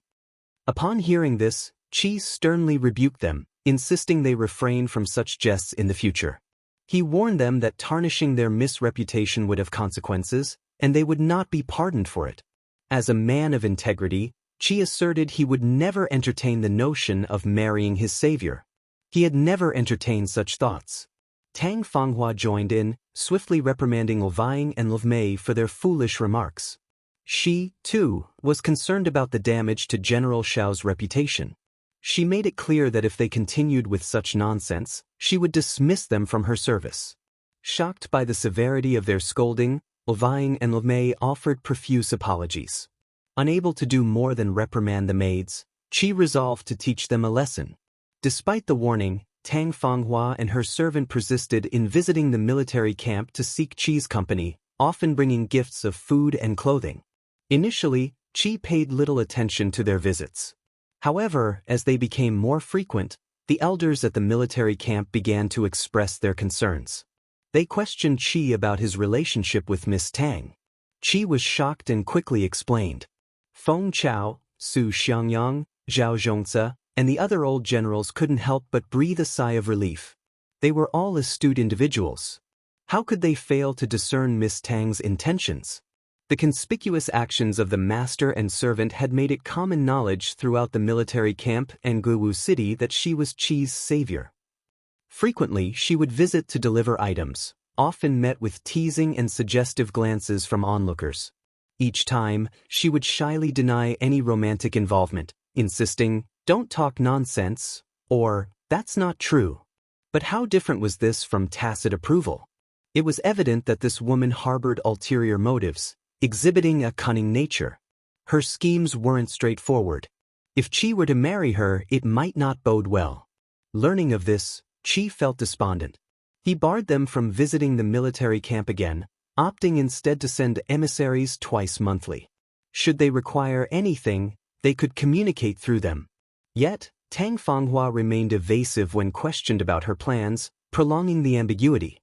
Levang and Levmei resumed their testing, heaping praise upon their young miss and subtly hinting at her affections for General Shao. If you find any errors, ads pop up, ads redirect, broken links, non-standard content, etc., please let us know reports so we can fix it as soon as possible. Chapter 2051. Really tired Qi felt complicated when he heard that. He would never marry Tang Fanghua. He had never thought about this before, and the thought of it made him feel uncomfortable. Of course, he would not do it. However, this situation couldn't persist indefinitely, especially when old General Su Xiangyang and other senior figures began to express concerns about the ticking clock of a woman's age. Delaying matters could leave Tang Fanghua labeled as an old maid. Qi knew he couldn't avoid addressing the issue forever. Yet, despite their efforts, including those of the senior figures and their spouses, Tang Fanghua remained unyielding. She rejected all matchmaking attempts. In a bid to quash any romantic notions between Qi and Tang Fanghua, the group concocted a plan to make them sworn siblings. It seemed like an ideal solution at first. However, Tang Fanghua vehemently opposed the idea. She desired to be Madame Shao, not a sworn sibling. Despite the pressure, she stood her ground, insisting she wasn't worthy of being sworn siblings with General Shao. Her refusal was unwavering, and no amount of coercion could sway her. Frustrated, they had no choice but to let the matter rest. Their collective indignation was palpable. Dealing with Miss Tang proved more exhausting than battling Beihu warriors. Truly, she was a formidable opponent. Facing internal conflicts was draining. Qi grew concerned for fifth brother, fifth sister-in-law, and his family. After deliberating with the old generals, he decided to return home to visit them. To Qi's surprise, Tang Fanghua expressed a desire to accompany him. She claimed admiration for Lord Shao and Madame Shao, wishing to meet them. Qi's agreement to her request stemmed from his intention to seek advice from his family on handling her. Thus he acquiesced. However, traveling alone with her was out of the question. Even with servants and attendants, it wouldn't suffice. Therefore, he enlisted Qin Yuanshan and Yuan Mi to accompany them. Qin Yuanshan and Yuan Mi harbored their own reservations toward Tang Fanghua, so they readily agreed. Learning of their inclusion, Tang Fanghua and the others didn't seem too pleased. Qi poured out his troubles in one breath. Fifth brother, fifth sister-in-law, what should we do about this? Shao Yunduan grew irritated. Look after yourself. You can't marry her, and don't let her scheme against you. I understand. Qiao Xian interjected with a smile. Now that the debt has been settled, you needn't feel burdened. Simply send her back to her hometown. If she's clever, she'll understand what to do. Shao Yunduan nodded in agreement. When you depart, you needn't take her with you. I'll arrange for someone to escort her back home. Though Qi was eager to comply, he hesitated. But what if she refuses? Shao Yunduan sneered. It's not her decision to make. Qiao Xian chimed in with a smile. Qi, you're too kind-hearted. It's understandable to feel uncertain in such a situation, especially with Miss Tang's position. You'll learn to handle it better. It was unusual for Qi to not be coerced into agreeing with Miss Tang's wishes. After all, he had saved her life. It was natural for him to feel hesitant. Grateful for his brother and sister-in-law's support, Qi felt a wave of relief. With them in charge, he could finally relax a bit. If you find any errors, ads pop up, ads redirect, broken links, non-standard content, etc., please let us know reports so we can fix it as soon as possible. Chapter 2052. Why isn't he here? The joy of reunion soon eclipsed their earlier conversation. The three of them immersed themselves in catching up and discussing various topics. Qi relished the moment as he finally embraced Anan, enjoying their time together and sharing hearty laughter. After a while, Qi's luggage arrived from the inn. He directed someone to bring in the wooden box containing gifts for Shao Yunduan and Qiao Xian. He presented Qiao Xian with a box of gemstones, 2 white jade thrones, and a pair of jade lion paperweights for Shao Yunduan. Among the gifts were also high-quality leather and unique gold artifacts. Though not numerous, each item exuded extraordinary quality. The box of gems alone contained 20 to 30 thumb-sized, flawlessly clear gems that sparkled brilliantly when the lid was opened. Most of the gifts were intended for Anan. The two of them sat on the carpet, examining the jade carvings one by one. There were miniature swords, jade horses, bows and arrows, golden masks, various animals crafted from gold and gemstones, as well as an assortment of intriguing bone and wood carvings. Anan's eyes sparkled with delight at each new discovery. He cheered with excitement, his face illuminated with joy as he reveled in the company of Uncle Qi. During lunch, Qi extended an invitation to Qin Yuanshan, Yuan Mi, and Tang Fanghua. Tang Fanghua took the opportunity to freshen up and change into elegant attire, exuding a gentle and refined aura. She appeared neither embarrassed nor ashamed as she politely greeted Qiao Xian and Shao Yunduan. Impressed by her demeanor, Qiao Xian and Shao Yunduan exchanged a knowing glance. This woman possessed a formidable presence.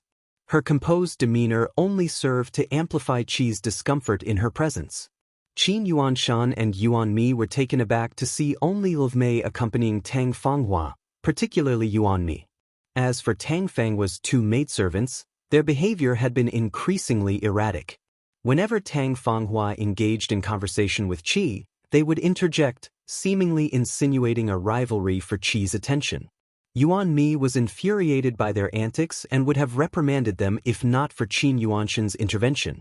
Qin Yuanshan repeatedly intervened, urging Yuan Mi not to stoop to the level of arguing with mere servants.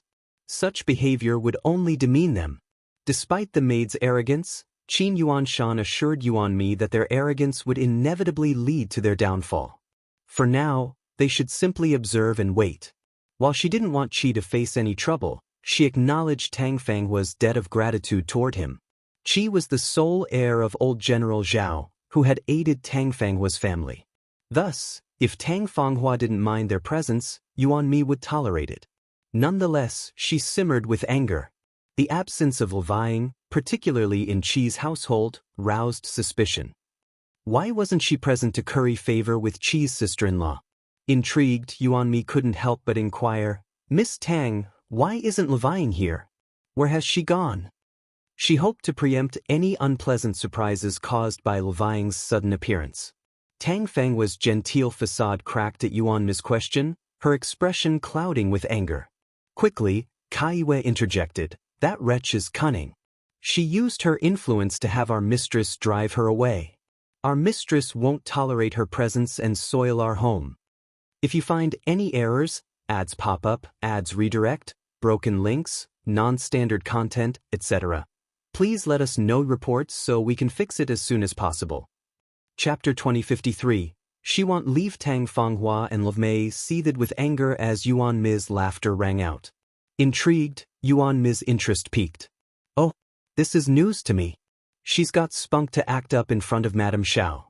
Is she out of her mind?" Worried about Qiao escalating matters, Mei interjected, "There was an incident yesterday. Levying crossed paths with young Master Shao." Qiao scoffed, her tone sharp. "It wasn't an accident. It was deliberate malice. Our young master is but a child. When he crossed her path, she stuck her leg out and tripped him. Madame witnessed it firsthand and reprimanded her yesterday. But we didn't know her identity then. Who'd have thought she'd have the nerve to show up again today?" Yuan Mi gasped, incredulous. "How despicable! Attacking an innocent child. What sort of cowardice is that? It sickens me."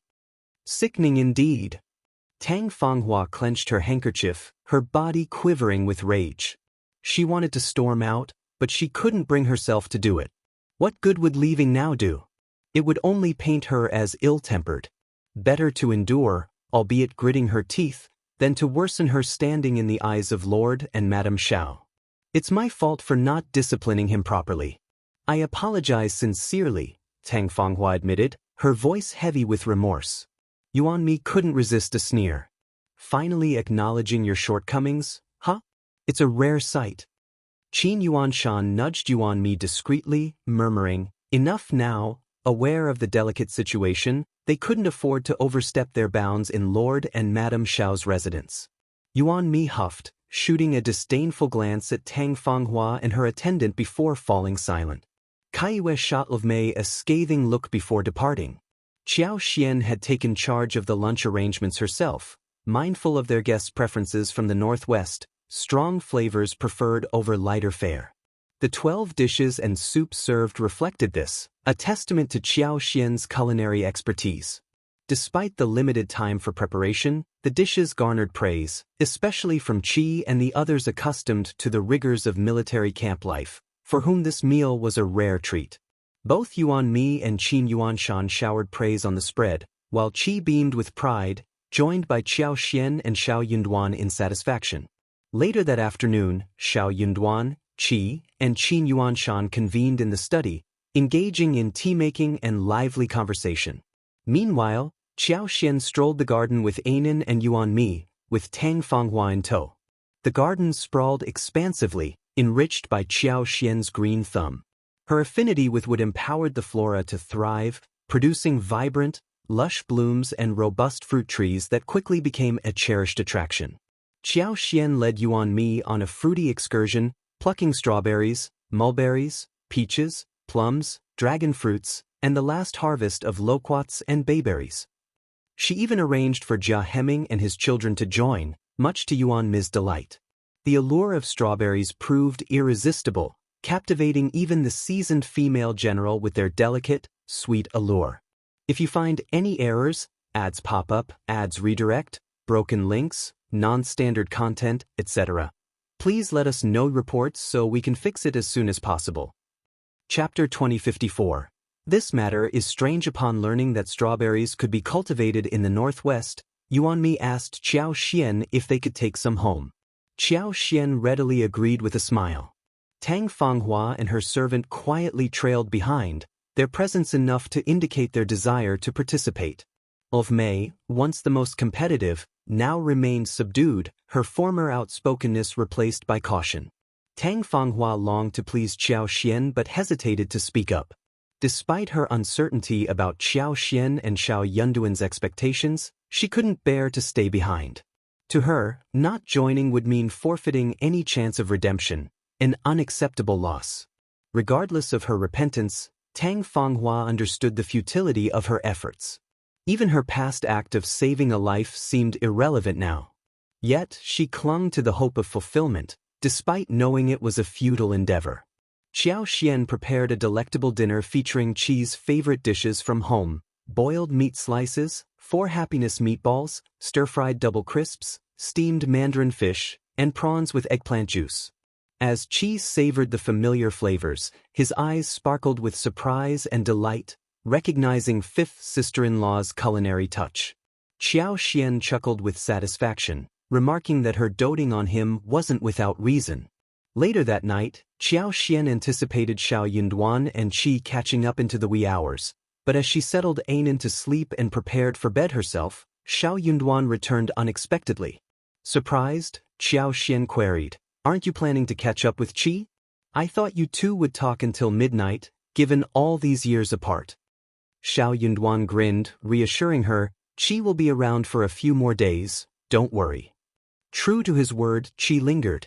After a moment of silence, Shao Yunduan broached the topic, "Don't you find Miss Tang's behavior rather peculiar? She doesn't strike me as someone who would conform to typical master-servant dynamics. I can't fathom why she would sacrifice her life-saving favor to defend that woman." Qiao Xian blurted out, "I also find it unsettling. I'm not one to overlook things easily, and I certainly have no desire to cross paths with Lvying. It's surprising to see Miss Tang so fiercely protective of her. I even tested her during our conversation. I feigned interest in punishing that maidservant to gauge her reaction. I never anticipated she'd go to such lengths to defend her. It's straightforward. They'll send someone to inquire tomorrow." In the An's province, Shao Yunduan wielded authority, extending even to Qiao Xian. Shao Yunduan nodded appreciatively. "Time is of the essence. Thank you for your efforts tomorrow." Qiao Xian replied with a smile, "It's no trouble at all. These days have been rather mundane, so it's refreshing to have something interesting to focus on." Refusing to budge, Tang Fanghua and Lvmei lingered in the backyard of the state government office, while Lvying remained holed up in the inn, too afraid to venture out after her previous ordeal. However, to Lvying's surprise, Qiao Xian wasn't finished with her yet. The following day, Qiao Xian instructed the guards to escort Lvying to the yard where Jing Sang and the others were staying. They then confined her in an interrogation room for questioning. "If you find any errors, ads pop up, ads redirect, broken links, non-standard content, etc., please let us know reports so we can fix it as soon as possible." Chapter 2055. Not at all. When Lvying laid eyes on Qiao Xian, she was overcome with fear, nearly losing her wits in terror. She felt as though her fate was sealed. Attempting to divert attention by speaking of her master, Lvying found Qiao Xian unperturbed.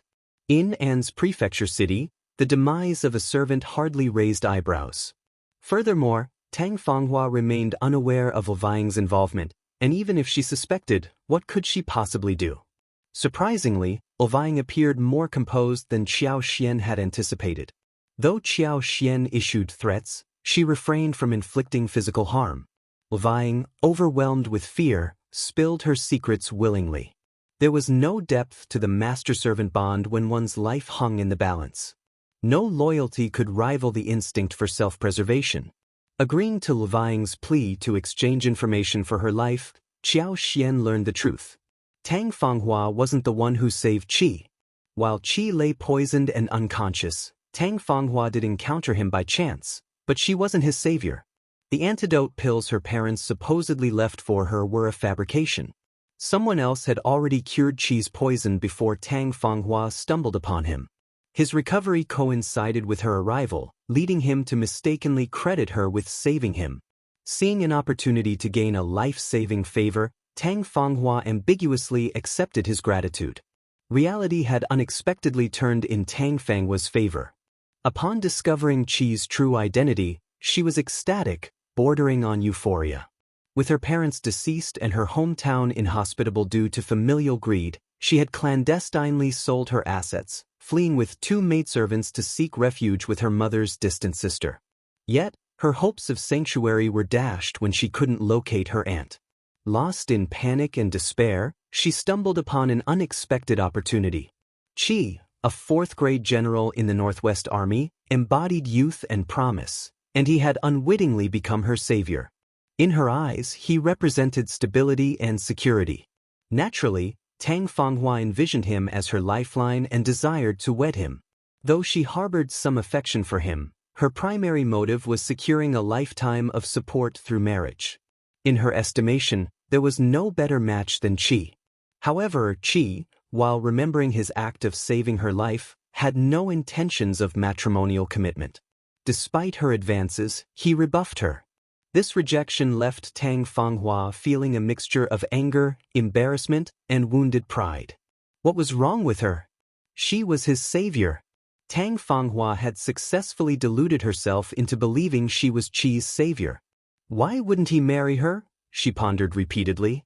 The more she delved into Qi's identity and family background, the tighter she clung to him.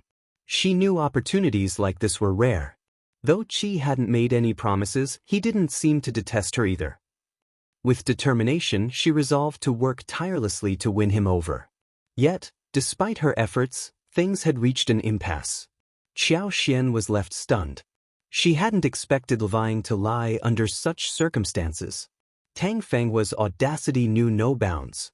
Not only had she seized the benefits and fled, but she also sought to settle here permanently.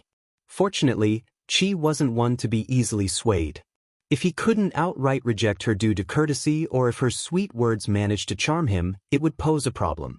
If you find any errors, ads pop up, ads redirect, broken links, non-standard content, etc., please let us know reports so we can fix it as soon as possible. Chapter 2056. Qi is dumbfounded. It was understandable why Tang Fanghua would risk alienating her husband and wife, upsetting Qi, and even exchanging her life for Leving's. In that dire circumstance, had she not protected Leving likely would have revealed the truth to save herself, right? But looking back, it was all a stroke of luck. Qiao seethed with anger, her initial intent to punish Leving thwarted by Tang Fenghua's defense. She had purposely made the threat, never anticipating it would escalate to this extent. With a glimmer of hope, Qiao turned to Leving, asking if she knew who had saved Qi. Levine shook her head, indicating her ignorance. Understandable. How could they possibly know?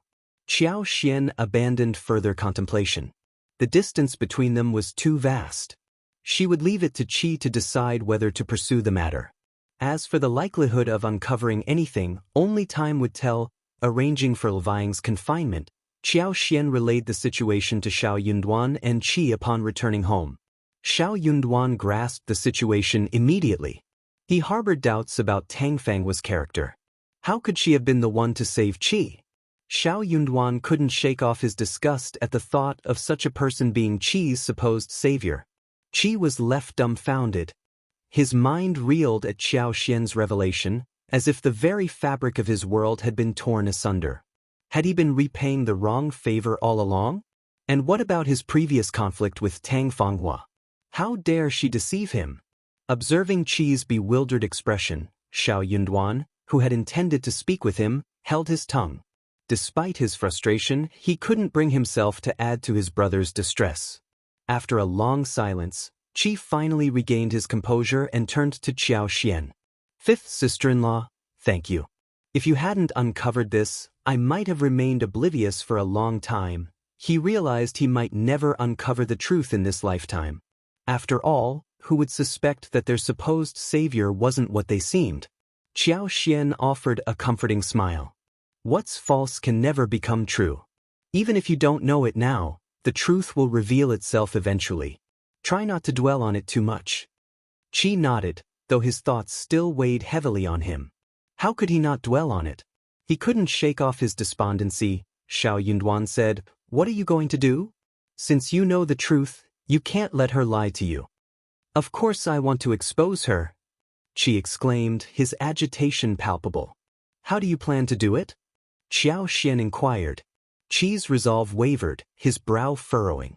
I'm afraid she won't confess. He realized he lacked evidence to prove her guilt. Levine, a mere maid, couldn't offer substantial proof. Even though he trusted Levine wouldn't lie under such circumstances, Tang Fanghua could still deny everything or shift blame, leaving him powerless. Qiao Xian offered a reassuring smile. If it's a fabrication, there will always be inconsistencies. You can try to catch her in a trap. A trap? Qi echoed. Exactly.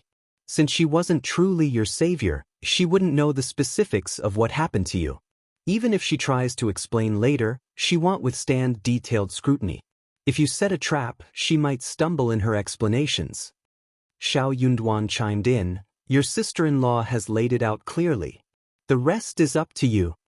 If you find any errors, ads pop up, ads redirect, broken links, non-standard content, etc., please let us know reports so we can fix it as soon as possible. Chapter 2057. Tang Fanghua's Joichi glanced at his brother and sister-in-law, nodding firmly. You're right, fifth brother. I'll handle this myself. I'll go find her now. Let's accompany you, Shao Yunduan suggested. We can also bring Miss Yuan Mi and General Qin along. The more people involved, the better. Tang Fanghua's audacity warranted no privacy. Upon hearing Qi's invitation, Tang Fanghua felt a surge of elation. Mei chimed in, playing up Shao Yunduan's supposed guilt. I knew it. General Shao has a kind heart. After all, you saved him. Surely he regrets his earlier treatment of you. His invitation is a sign of his regard for relationships. It's not a bad thing. Tang Fanghua beamed with satisfaction, feigning humility. I seek only a clear conscience. General Shao is truly compassionate. He will come to understand me in time. You're absolutely right. Master and servant conveniently overlooked the fact that Tang Fanghua wasn't Qi's savior at all. Tang Fanghua had meticulously adorned herself for the occasion. Her bean-green embroidered powder and apricot hydrangea dress boasted narrow sleeves, exuding freshness and elegance. A simple bun adorned with jade hairpins and a chrysanthemum branch, inlaid with pearls, added to her refined appearance, evoking a hint of sympathy. Yet, upon arriving at the parlor where Qi had summoned her, Tang Fanghua and her servant felt a pang of unease upon seeing Qiao Xian, Shao Yunduan, Yuan Mi, and Qin Yuanshan. Had she misunderstood something? Mei, however, wasn't disappointed. It seemed General Shao hadn't specifically invited her miss to speak. Instead, there were all these irrelevant people present. Tang Fanghua greeted Qiao Xian and Shao Yunduan with a smile before turning to Qi and the others. Qi, it's quite lively here. Yuan Mi and Qin Yuanshan, privy to the truth, regarded Tang Fanghua with disdain. Yuan Mi, in particular, couldn't hide her disgust. With a sneer, she remarked, Indeed, lively indeed. And it's about to get even livelier for you. Tang Fanghua, accustomed to such treatment, adopted a facade of aggrieved patience. Sister Yuan, what do you mean? Yuan Mi sneered back. Don't call me sister. I fear it might shorten my lifespan. You'll soon understand why. Turning to Qi, Tang Fanghua met his gaze with a smile. Qi, I was told you wanted to see me. How can I assist you? Qi cut straight to the point. Miss Tang, I was poisoned and fell unconscious. You claimed to have saved me. Is that true? Tang Fanghua and her servant's expressions shifted dramatically. Qi, what do you mean? Tang Fanghua stammered. I'm asking if you truly saved me, Qi repeated, his tone sharp. Why would you doubt me? Tang Fanghua's voice trembled as she struggled to maintain composure. Qi's sneer deepened. You don't need to deceive me. The details of this incident can't be verified. You claimed your parents left behind a life-saving pill for you, but you've disposed of it entirely. With your parents deceased, there's only one pill remaining. I used it, and it's now depleted. You don't even know the origin of the pill. It's a foolproof scheme. Tears welled in Tang Fanghua's eyes. It's the truth. If you refuse to acknowledge this act of saving you, then I'll leave. Why subject me to this humiliation? If you find any errors, ads pop up, ads redirect, broken links, non-standard content, etc. Please let us know reports so we can fix it as soon as possible. Chapter 2058, Argument? Aren't you shameless? Yuanmi exclaimed in disbelief. If Qi wanted to acknowledge this supposed life-saving grace, why wait until now? What have you gained in the past 2 years if he hasn't acknowledged it? Then why do you suspect me and subject me to humiliation? Tang Fanghua cried out. I've told you the truth. I genuinely don't know anything about that pill. All I know is that my mother entrusted it to me before she passed away, saying my father accidentally obtained it and it could cure all poisons. With my parents gone, I have no way to prove it. How can I explain this any clearer? Yuanmi sneered. If I recall correctly, your parents were just small landowners with a bit more land than others, right? Do you honestly think it's plausible for your father to have stumbled upon a pill capable of curing all poisons by chance? You're too trusting. You willingly offered up the treasure your parents left you without even knowing Qi's true identity. Why wasn't I aware of your boundless generosity? As the saying goes, like master, like servant. You two are equally greedy. It's well known. Of Mei, her voice trembling with anger, interjected, Miss Yuan, do you have any evidence to make such accusations? I know you've never favored our miss, but this is going too far. Qin Yuanshan gently pulled at Yuanmi's sleeve, urging her to drop the topic. Let's move on. There are more pressing matters at hand. Yuanmi let out a heavy snort, her disdain evident. Tang Fanghua's tears continued to stream down her cheeks as she gazed at Qi with a mixture of sorrow and anguish. What? Why would you suddenly accuse me like this? Why would I deceive you? I have no way to prove myself. What should I do? Even if others doubt me, don't you trust me? Qi's gaze turned cold as he regarded her. I only believe in the truth. I may have misjudged before, but not anymore. Qiao Xian intervened, her tone firm. Don't attempt to sow discord here. Qi didn't heed anyone's attempts to sow discord. That's why he spoke those words. Have you forgotten about Levying? That girl is terrified. She fears for her life. Despite my leniency, she knows I could turn against her at any moment. What recourse does she have but to endure it? She divulged this secret herself to plead for her life. Miss Tang, what more is there to say? Tang Fanghua realized that Levying must have caused the problem. She deeply regretted it. 2 years. She had 2 years to manage the aftermath. Why did she have to leave such a looming threat unresolved? Not only Levying but also of Mei. Did she fear losing servants to attend to her without Qi's life-saving grace? Perhaps she should have allowed these 2 maidservants to meet untimely ends in the past 2 years. Her overconfidence had blinded her. She never imagined anyone would dredge up this matter again. Who could have foreseen today's calamity? Of course, Tang Fanghua wouldn't confess to it. With Mei aiding her defense, she shamelessly shifted the blame onto Levying. She concocted a tale, alleging that Levying had harbored desires for General Shao due to his beauty, and had schemed for Tang Fanghua to offer her to him as a concubine. If you find any errors, ads pop up, ads redirect, broken links, non-standard content, etc. Please let us know reports so we can fix it as soon as possible. Chapter 2059. Think about it, however, Levying's disappointment simmered beneath the surface when her mistress rejected her. Yet, she concealed her emotions, leading them to believe the issue had been resolved. Who would have thought she still harbored resentment? Given the opportunity, she struck back at Mississippi. Her belief that eliminating Miss would grant her desires was naive. Naturally, the words of an envious and delusional servant lacked credibility. Was General Shao inclined to trust the words of such a lowly servant over the young Miss? It saddened the young Miss deeply. Tang Fanghua choked back tears, closing her eyes in sorrow. Tears streamed down her face, a picture of vulnerability, yet amidst her weakness she managed to command Of Mei, cease your words. Yuanmi rolled her eyes in exasperation. Qiao Xian shot a meaningful glance at Tang Fanghua before addressing Of Mei. Should I arrange for your interrogation by someone skilled? How long do you think you can hold out? Of Mei's heart skipped a beat, her body turning cold as if plunged into an icy abyss. Tang Fanghua was jolted by the realization. She knew it all along.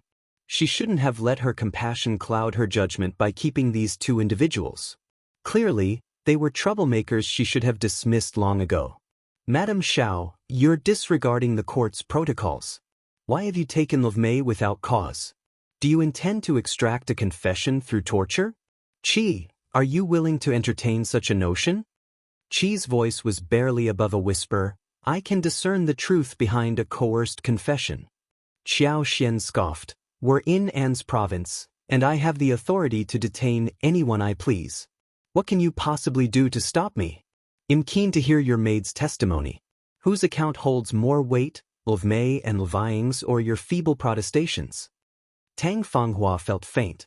She murmured, This is unacceptable. You can't do this. Suddenly, she interjected, You've been evasive and contentious, haven't you? Now, I'm offering you a chance to prove yourself. If you truly rescued me, then tell me, what medicine did you use to dress my left leg? Remember when you questioned why I believed Levying without hesitation? Just because of this. The person who saved me applied a bandage to staunch the bleeding. Was that you? If you were the one who saved me, you wouldn't have forgotten, would you? Tang Fanghua instinctively averted her gaze. At this moment, Qi could already conclude that she wasn't his rescuer at all. Shao Yunduan snapped, Miss Tang, what's with the hesitation? If you dare claim memory loss, you'll have someone torture both you and your maid. I won't tolerate such deceitful and shameless behavior. Yuan Mi interjected with sarcasm, clearly she's at a loss. Naturally, she can't admit it. Perhaps she's deliberating, weighing her options before taking a gamble. Who knows, she might genuinely want to feign forgetfulness. Tang Fanghua shot a venomous glare at Yuan Mi, seething with hatred. Initially, she had intended to protest, I don't remember. But Shao Yunduan's menacing threat had silenced her. His words left her feeling utterly humiliated, as if she'd been stripped bare before everyone. Who gave him the authority to pass judgment in such a manner? Yet she could only seethe silently, unable to muster the courage to speak. She could sense Shao Yunduan's animosity and icy demeanor. His threat of torture was no jest. Fear gripped her. If you find any errors, ads pop up, ads redirect, broken links, non-standard content, etc., please let us know reports so we can fix it as soon as possible. Chapter 2060, Extremely Regretful. It wasn't me. It wasn't me. Tang Fenghua's voice echoed in desperation. Qi must have mistaken me for someone else. Independent Illinois confess. I didn't claim to be his savior voluntarily. He mentioned it himself. In that moment of desperation and frustration, I entertained the hope that someone who regarded me as their rescuer might offer aid. Later, I wanted to clarify, but the words stuck in my throat. I was confused and inadvertently went along, but even if I didn't administer the antidote, if we hadn't found Qi and brought him back, who knows what fate would have befallen him? Even if our efforts were insignificant, we should have tried. How could you do this to me? How could you? Tang Fenghua's words dissolved into tears. She buried her face in her hands, sobbing uncontrollably. She realized that her relationship with Qi was irreparable. The rosy future she had envisioned lay shattered. Qi wouldn't offer her another chance. Even if Qi were forgiving and easily persuaded, his siblings-in-law were not benevolent. They would never accept her. Regret consumed her. Why hadn't she dismissed those two maids sooner? Why had she allowed the confrontation with Madame Shao at Yu's dessert shop that day? Alas, there was no going back. He received confirmation from her. Despite mentally preparing himself, Qi's heart still sank momentarily. The sensation was unsettling. Could there be anyone more foolish than him? He had even misidentified his rescuer. Tang Fanghua had a point. Though she wasn't the one who administered the antidote and saved Qi, she and her companions had facilitated his return. Their efforts were commendable. Therefore, he chose not to dwell on the matter. He let the past be. However, Qiao Xian retrieved 40,000 taels of silver from the 50,000 she had bestowed upon Tang Fanghua. Times were tough, and 40,000 taels could secure ample provisions, valuable in times of crisis. Why was she so quick to part with it? She had been under her care for 2 years. With 10,000 taels, he could repay her kindness. Considering her deceitful intentions, Qi could have rightfully sought retribution. Yet he decided against it. Qi and his companions had no intention of escorting her home. Therefore, Qiao Xian instructed her to gather her belongings and stay at the inn, departing An's city the following day. Tang Fanghua hesitated to make any distinctions. She merely requested a private farewell with Qi before departing. Yuanmi was astounded. She silently rebuked, after deceiving her so thoroughly, "You still have the audacity to bid farewell." Shao Yunduan concurred. Qi was taken aback by his brother's agreement. Shao Yunduan hadn't anticipated Tang Fanghua's words affecting Qi. So why did he intervene? Qi wasn't so callous as to be unable to address such a minor issue. If Tang Fanghua's plea softened his heart and swayed his decision, it would be truly disappointing. Tang Fanghua clung to a glimmer of hope. She seized this final opportunity to plead her case. With tearful remorse, she confessed her wrongdoing, painting a picture of misery with her background. She beseeched Qi for forgiveness, acknowledging her lack of support and pleading to accompany them back to the northwest, vowing not to intrude or cause trouble. She pledged to maintain her distance and not inconvenience him. She had no one to rely on and was afraid. She could only feel more at ease when she stayed in a familiar place like the northwest. If you find any errors, ads pop up, ads redirect, broken links, non-standard content, etc., please let us know reports so we can fix it as soon as possible. Chapter 2061. Qi rejects. She wept and pleaded with desperation, employing every ounce of sympathy she could muster. Tang Fanghua played the ultimate sympathy card. She implored Qi to acquiesce. For her, the opportunity to accompany him back to the northwest signified closure on the matter of her impersonation to save his life. Perhaps, it wasn't entirely unfavorable. She could embark on a fresh start. Only time would reveal whether she could gradually win him over. If she still had a chance to draw close to him. But Qi declined. Despite her tearful entreaties, Qi remained resolute, steadfastly refusing to even meet her gaze.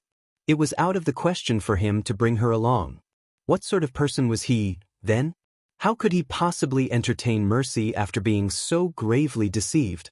Moreover, their kindness towards Anan, an innocent child, was testament to their character. He couldn't allow her to persist in pestering him. Tang Fanghua yearned to plead once more, but Qi refused to entertain any further discussion. He turned away, urging her to depart promptly.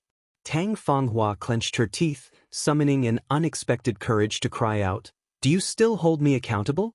Have I not atoned enough with my life?" As the words left her lips, she forcefully struck her head against the wall. Qi was stunned. Despite his years of training and sharp intellect, he hadn't anticipated this. With a swift motion, Qi pushed Tang Fanghua away with his palm, causing her to collapse with a muted cry. Clutching her chest, she struggled to sit up, her face drained of color. Qi let out a sigh of relief, his anger boiling over. "Are you out of your mind?" he scolded. Though in pain, Tang Fanghua secretly reveled in her boldness. She offered Qi a sad smile, her pallid face bearing the weight of regret. "Qi, I understand the gravity of my actions. Please, grant me another chance. I'll change, I swear it. Please, I beg of you." Tang Fanghua vowed that if given another opportunity, she would truly transform herself. She wished she could rip out her heart and present it to him as proof of her sincerity. Yet, what leverage did she possess to secure her redemption? No matter how earnest her plea, it held no sway in Qi's eyes. Qi remained unmoved, his temper flaring. "Enough," he erupted. "Leave at once. I never want to lay eyes on you again." This woman was clearly unhinged. How could he capitulate to her demands when she resorted to such extreme measures before him? Thankfully, catastrophe was averted. What if she had suffered a serious injury from her reckless behavior? It would have been a calamity indeed. His ability to judge character was evidently lacking. He couldn't even compare to Fifth Brother's discernment. Tang Fanghua wept in agony, futilely calling out to Qi. Ignoring her pleas, Qi summoned the servants and with a steely resolve, commanded them to escort her out immediately. Tang Fanghua cried out in despair. Tang Fanghua and Lovmei sought refuge in an inn. The following day, they were forcibly expelled from An's prefecture city by the authorities. Her actions had incurred the wrath of Shao Yunduan and Qiao Xian to such an extent that they would never permit her to remain in An's city. As for Lvying, Qiao Xian pledged to spare her life. Nevertheless, An's prefecture city was no longer a viable option for Tang Fanghua. Utterly bewildered, she didn't know where to turn. Desperate, she sought out a human broker and implored him to find a buyer for her. Qiao Xian sighed in frustration. While indifferent to the situation, she instructed the broker to sell Tang Fanghua outside the city, avoiding any dealings with the An's family. Selling such a troublemaker within An's prefecture city could potentially invite future complications. With that, the matter concluded. If you find any errors, ads pop up, ads redirect, broken links, non-standard content, etc., please let us know reports so we can fix it as soon as possible. Chapter 2062. Separation. Qi swiftly readjusted himself. Fortunately, he harbored no lingering feelings for Tang Fanghua, only sorrow at being deceived. Qi and his companions lingered in An's province for 5 days before planning to retreat to their village for another 5 to 6 days. From there, they would journey back to Guiwu City and refrain from further visits. After spending 2 days with Qi, Shao Yunduan and Qiao Xian departed for Liuhe Manor. The flourishing prospects and opulence of Liuhe Manor left Yuan Mi and Qin Yuanshan envious and effusive in their praise. The thriving development surrounding the manor was a harbinger of abundant harvests, evoking a sense of joy and contentment. Before parting ways, Qin Yuanshan, and Shao Yunduan conferred several times, ensuring all necessary communications were addressed. On the day of their departure, Qi's eyes welled with tears. He held Anan in his arms for a moment before reluctantly relinquishing him to Qiao Xian. Qi tenderly stroked Anan's little head, eliciting a sweet smile from the child, who had grown accustomed to Uncle Qi's presence and enjoyed their playful interactions. Unaware of the concept of parting, Anan assumed Qi was simply teasing him as usual. After exchanging farewells, they parted ways, each attending to their own affairs. Qi and his companions gradually departed. By noon, Anan's thoughts still lingered on Uncle Qi. He repeatedly inquired about him, unaware that Qi wouldn't return for a while. Upon hearing this, Anan burst into tears, yearning for his beloved companion. Shao Yunduan and Qiao Xian, already burdened with disappointment, felt even more disheartened by Anan's distress. After consoling the young boy, they breathed a collective sigh of relief, though the interruption had dampened their spirits. Qi, concerned for Shao Yunduan and the others' safety, not only visited to bid them farewell but also handpicked 50 elite soldiers, led by Qin Jun, to remain in An City. Their task, to protect Shao Yunduan, Qiao Xian, and Anan. In the event of any economic turmoil, having resources in An City could prove beneficial.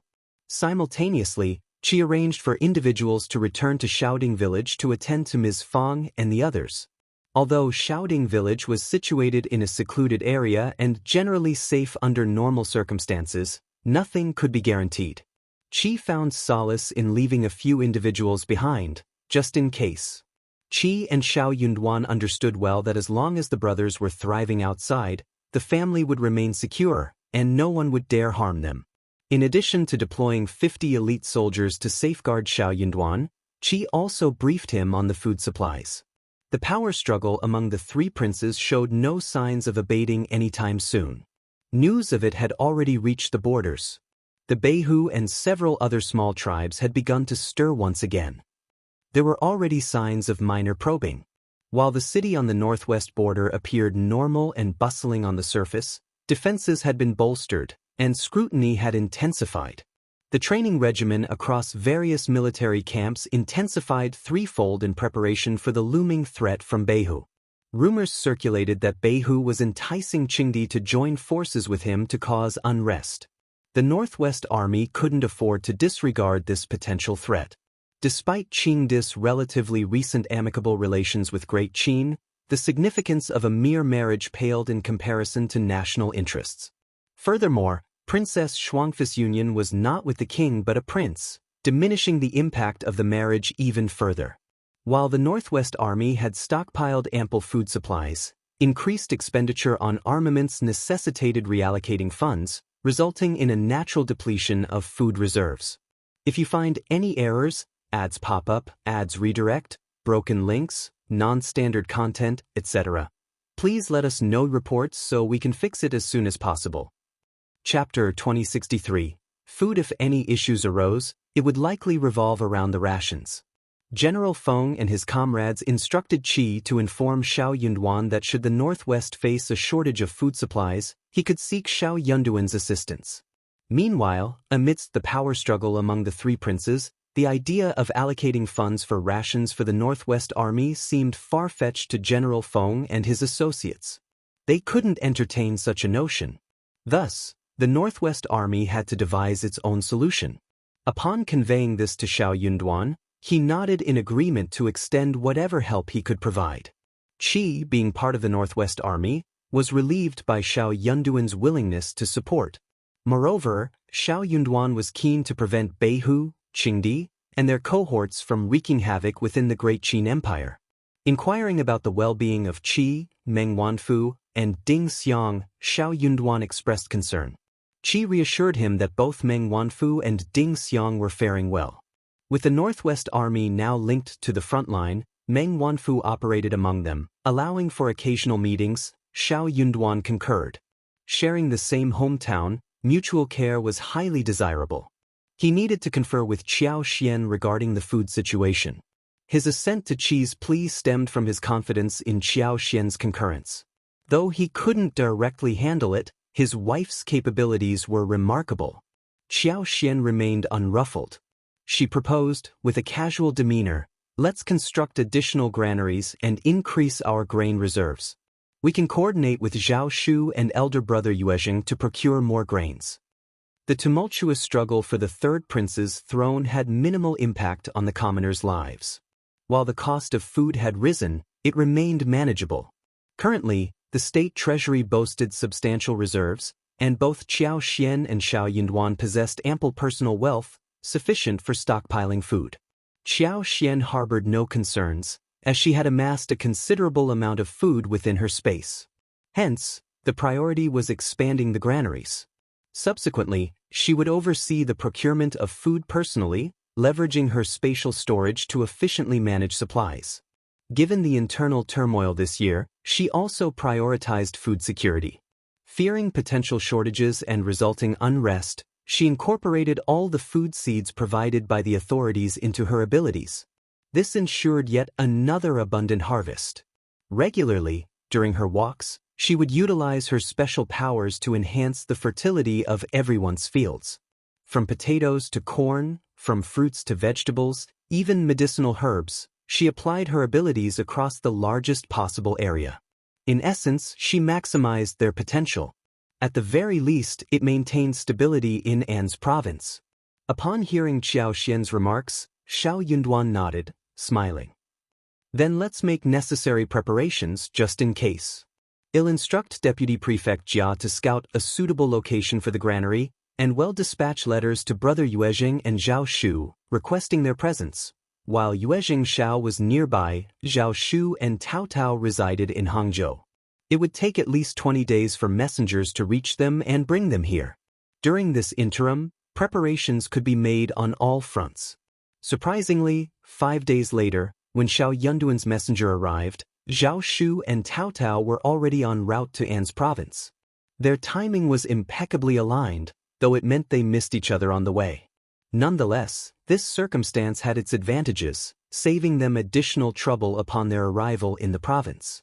If you find any errors, ads pop up, ads redirect, broken links, non-standard content, etc., please let us know reports so we can fix it as soon as possible. Chapter 2064. Finally, revenge. When Zhao Shu caught sight of Shao Yunduan and Qiao Xian, his demeanor resembled that of reuniting with his own kin. His eyes gleamed with affection, leaving Xiao Yunduan and Qiao Xian pleasantly baffled by his exuberance. They couldn't fathom why this somewhat eccentric young master radiated such joy. Cao Cao found herself torn between laughter and tears, swiftly offering an explanation with a smile. For Zhao Shu, this encounter evoked excitement and heartfelt emotions. He finally felt vindicated for his mother's sake. He attributed this stroke of fortune to the benevolence of the Shao family, believing their influence facilitated everything going smoothly. Thus, upon seeing Qiao Xian and Xiao Yunduan, he felt akin to reuniting with his own family. Despite Jiangnan being embroiled in the prince's internal conflict, it remained affluent and tranquil. After deliberation with Uncle Qing and their associates, they devised contingency plans and safeguards against unforeseen circumstances. Precious assets had already been identified and clandestinely buried in a secluded cellar. Should any adversity arise, they could promptly flee and seek refuge with Qiao Xian and Xiao Yunduan. Curiously, both parties harbored the same inclination. It seemed only natural to turn to fifth brother and fifth sister-in-law in times of distress. Finding solace with fifth brother and fifth sister-in-law felt like the safest option. Given the current circumstances, venturing to the capital was out of the question for Zhao Shu. With no pressing matters at hand, he found himself with ample free time, thus he decided to accompany Cao Cao on explorations around Jiangnan. The bustling towns no longer held their appeal. Instead, they found themselves drawn to the quaint villages scattered throughout the region. Cao Cao, in particular, developed a keen interest in these locales, often expressing a desire to purchase them when she came across promising sites. As a result, Zhao Shu and Cao Cao traversed Jiangnan, acquiring several plots of land along the way.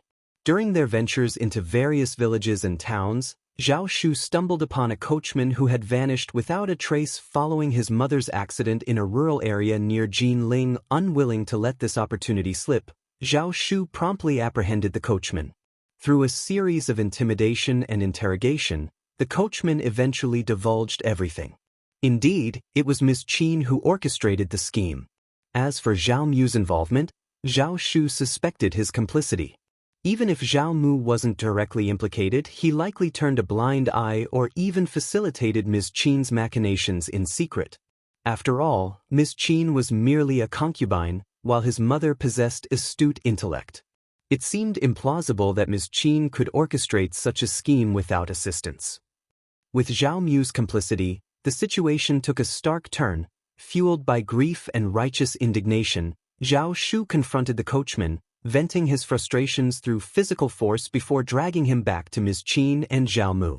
Even in the face of damning evidence, Miss Qin remained steadfast in her denial, dismissing the coachman's claims as baseless accusations concocted to tarnish her reputation.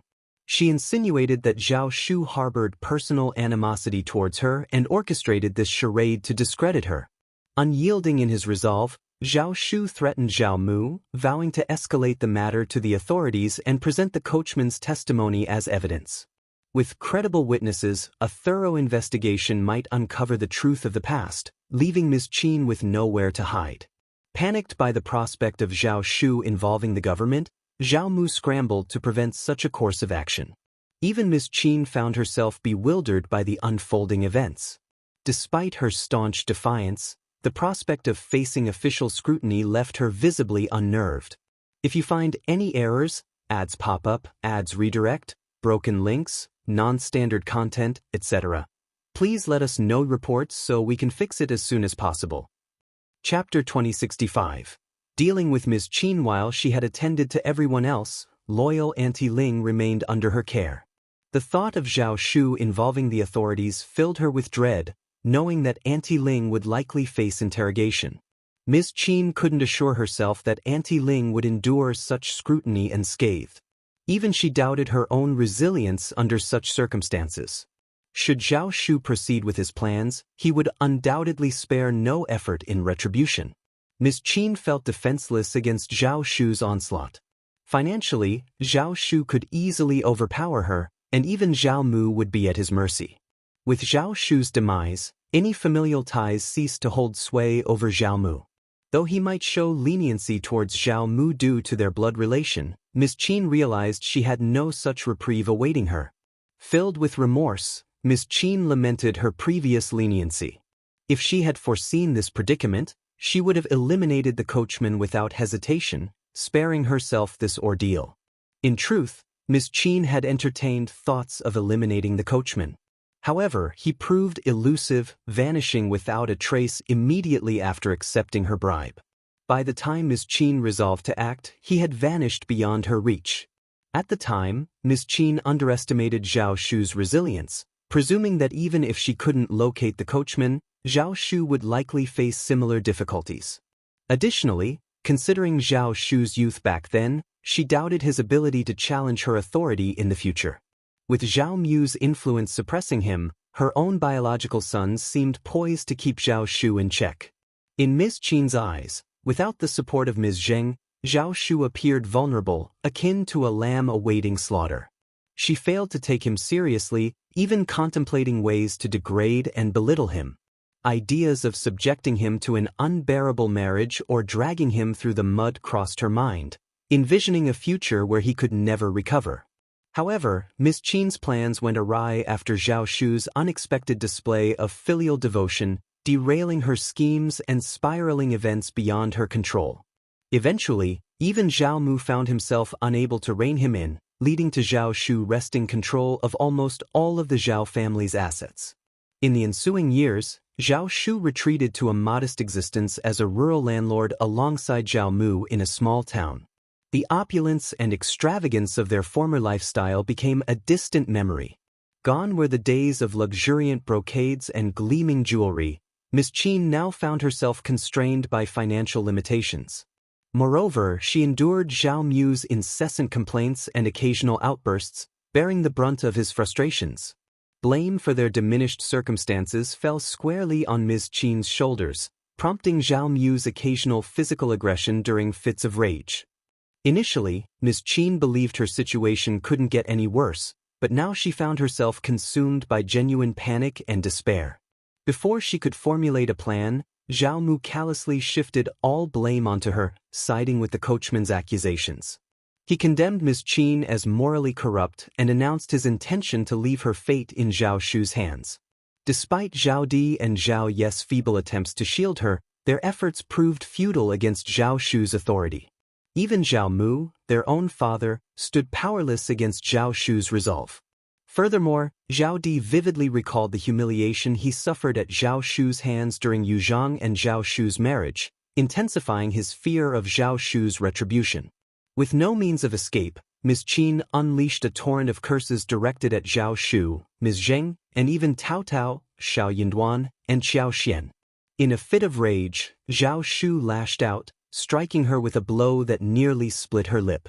Determined to ensure she faced consequences for her actions, Zhao Shu orchestrated her sale to himself, bringing her to the Zhao clan compound. There, he confined her within the clan's temple, where she was compelled to repent before the Buddha each day. If you find any errors, ads pop up, ads redirect, broken links, non-standard content, etc., please let us know reports so we can fix it as soon as possible. Chapter 2066. Is he that capable? He demanded Miss Qin's daily penance and prostration before the Buddha, withholding food as leverage to enforce compliance. In this new reality, leaving her temple was out of the question. She was bound to her penitent duties for as long as she lived, lest she face starvation. For someone like Miss Qin, the thought of death was unthinkable, ensuring her obedience.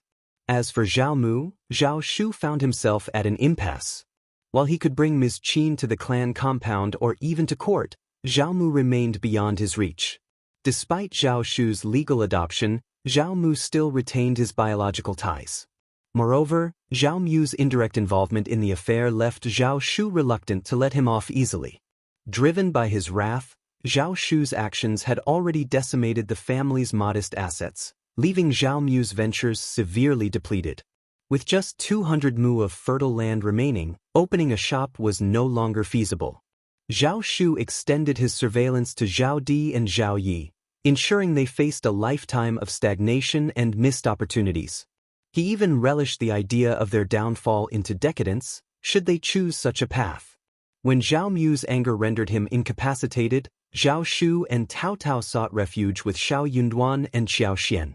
Despite the consequences, Zhao Di failed to learn his lesson.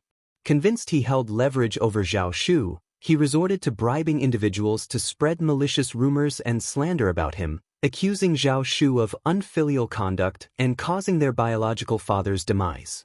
Without requiring proof, Zhao Shu swiftly enacted punishment, ordering his servants to administer a severe beating that left Zhao Di crippled and incapacitated.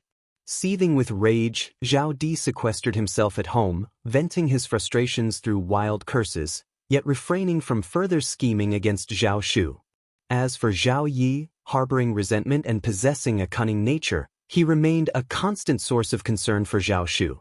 In the face of overwhelming strength, all schemes and plots amounted to mere paper tigers. Given his current stature, Zhao Yi couldn't even hold a candle to Zhao Shu, let alone concoct schemes against him. Even if Zhao Shu fell for Zhao Yi's trickery, Shao Yunduan remained a formidable force to contend with. Unless Zhao Yi could eliminate Shao Yunduan, Qiao Xian, and even Qi, he would find himself on the losing end. But did he possess such capability? Clearly, it was out of the realm of possibility. Grateful and admiring, Zhao Shu expressed his appreciation to Qiao Xian and Shao Yunduan, acknowledging their pivotal role in his current circumstances. If not for you, fifth brother and fifth sister-in-law, I wouldn't be where I am today. Marrying Tao Tao enabled me to traverse many places and apprehend that vile slave. I owe you both a debt of gratitude that I will never forget. Sincerely spoken, Zhao Shu's words resonated with his genuine sentiments. Had it not been for Qiao Xian and Shao Yunduan, Zhao Shu would have remained under the thumb of Zhao Mu and Ms. Qin, constrained by their manipulations. He wouldn't have been able to rely on his biological father for the rest of his days, nor would he have had such a straightforward path to exacting revenge. This wasn't the first time Qiao Xian and Shao Yunduan had heard such expressions of gratitude from him. It was simply his nature, often showering them with lavish gifts as tokens of appreciation. Qiao Xian couldn't even begin to count the number of expensive jewelry, antiques, calligraphy, and paintings she had received from him. Reflecting on this, the two couldn't help but feel a pang of guilt.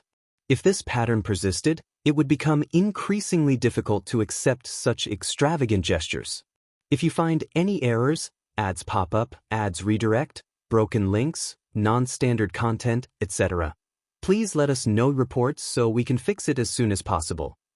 Chapter 2067. Fu Qiao Xian's smile was warm as she replied, "Indeed, we're family. As long as you continue to treat Tao Tao well, that's all that matters to us." Shao Yunduan nodded in agreement. "Absolutely." Zhao Shu's response was immediate and earnest. "I'll always cherish Tao Tao and never let her down. If I ever do, you both have every right to hold me accountable." Qiao Xian couldn't help but chuckle at his earnestness. Tao Tao, feeling a bit embarrassed by the attention, whispered, "Please, don't say things like that." If only he could rein in his tendency to speak so freely. With Zhao Shu and Tao Tao present, Shao Yunduan promptly dispatched men to summon Yuezhing Shao from Yuzhong province to discuss matters regarding food supplies. Yuezhing Shao's arrival was swift, and the three parties engaged in discussions. Zhao Shu readily agreed to any decisions made by Shao Yunduan and Qiao Xian, demonstrating his trust and support without hesitation. After some contemplation, Yuezhing Shao recognized the potential of expanding his business further, especially given the established connection to the northwest through Qiao Xian and Shao Yunduan. In fact, leveraging these ties, the Yuezhing family had already established a significant presence in the northwest, thanks to Ding Xiang and his wife. The northwest business line had become a cornerstone of the Yuezhing family's operations. With the Northwest Army in need, it was imperative for the Yuezhing family to take action. Even if the Northwest Army couldn't afford immediate payment, the long-term benefits of facilitating their needs far outweighed any monetary gains. This was an opportunity that transcended mere silver. Thus, it was agreed that upon their return home, Yuezhing Shao and Zhao Shu would discreetly begin purchasing grains. Keeping a low profile was paramount, and secrecy was preferred to avoid unnecessary attention. After the acquisition of food, it would be transported to An's province in the name of other goods. With business ties established in An City, Zhao Shu and Yuezheng Shao could conduct their transactions without drawing undue attention. The quantity and frequency of their shipments might raise some eyebrows among astute merchants, but few would dare to openly question them, given the current Lord Prefect's formidable reputation.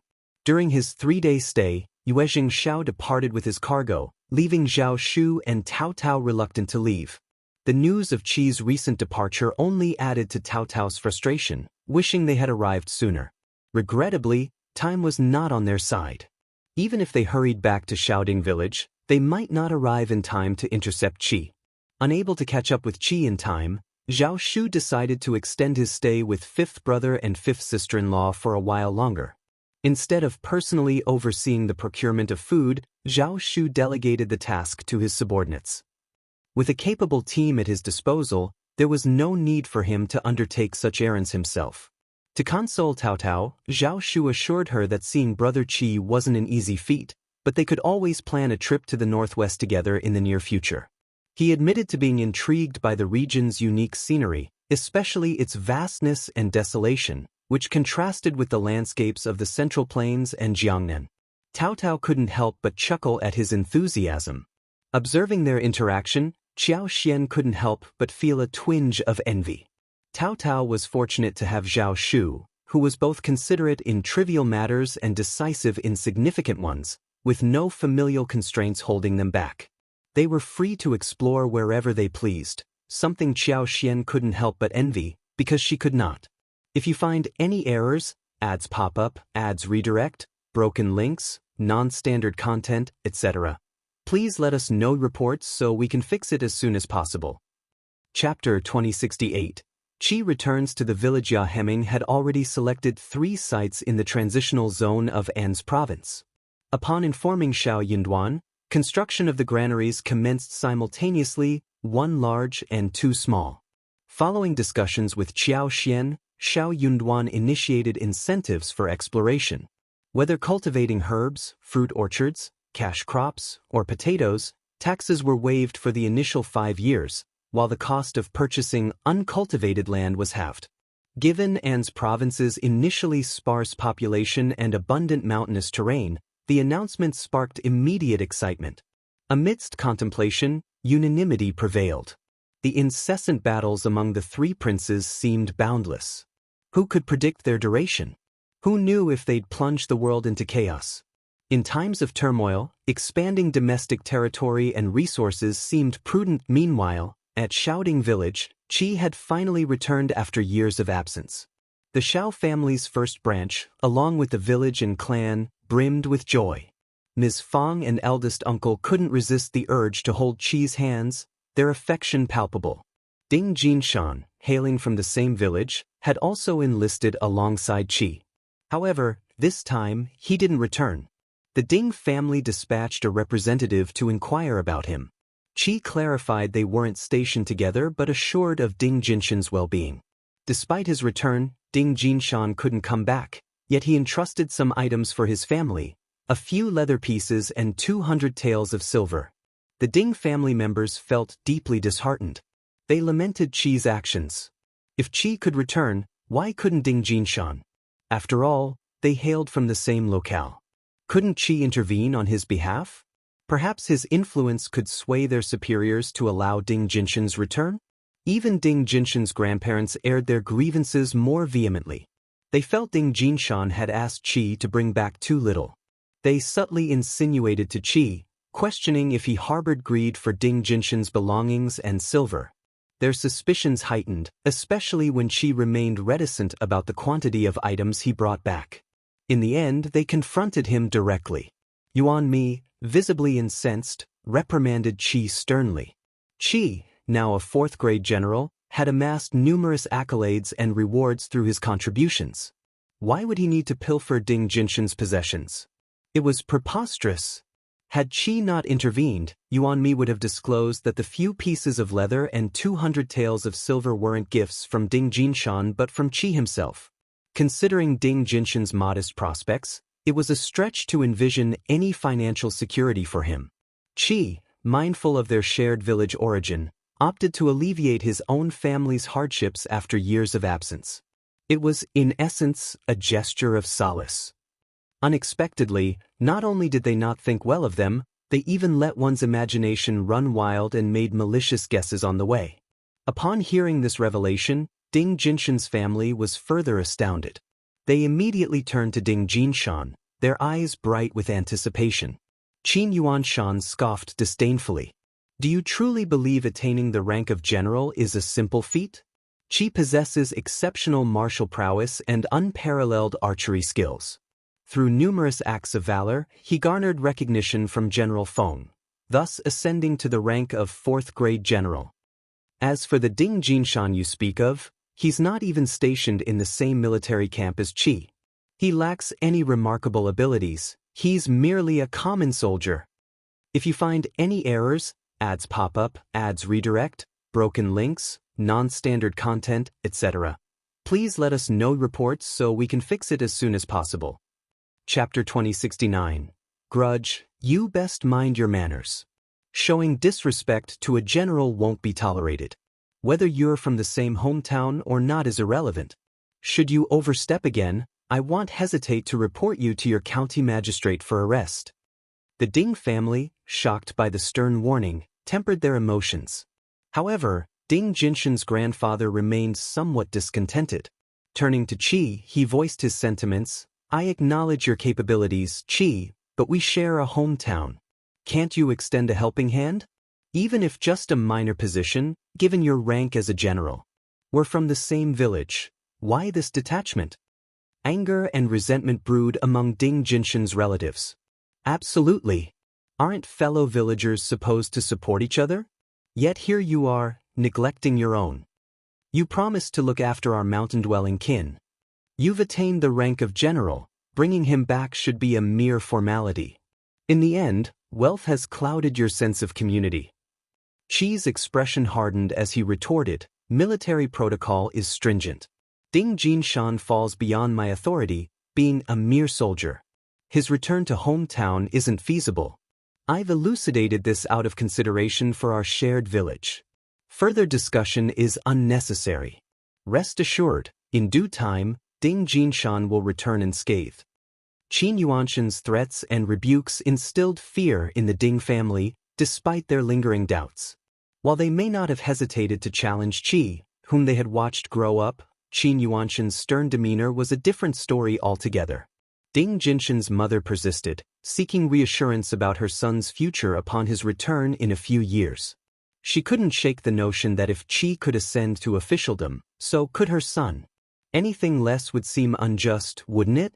Qi found himself at a loss for words, while Yuan Mi derided, ask him about his capabilities. His contributions. Don't simplify matters within the military camp. Who told you that officialdom is a given? Growing impatient, Yuan Mi resorted to intimidation. Only then did the Ding family depart in a huff, refraining from further protest. Ms. Feng, seething with anger, embraced Qi, offering solace. Pay them no mind. They speak from ignorance. The more clueless they are, the louder they bluster. You've finally returned, don't let them rattle you. Ms. Feng was so happy to see her son home that she did not bother to argue with them, otherwise she would not have let them go so easily. The Ding family was also ridiculous. What were they talking about? Qi and Ding Jinshan applied at the same time. Qi was even younger than him. Why did he need Qi to take care of him? Qi bore no such obligation. His success depended solely on his own merit. Qi had never harbored any expectation for Ding Jinshan to tend to him. Qin Yuanshan and Yuan Mi mused to themselves, no wonder upon learning of Qi's tutelage under old General Shao, old General Feng and his cohorts promptly scrutinized Ding Jinshan. Upon uncovering his character, they swiftly reassigned him to a distant military camp, ensuring Qi remained untainted by association. Engaging with such an individual would only spell trouble for Qi. Qi spent several days at home, much to the delight of the Shao family elders, the land officer, and others.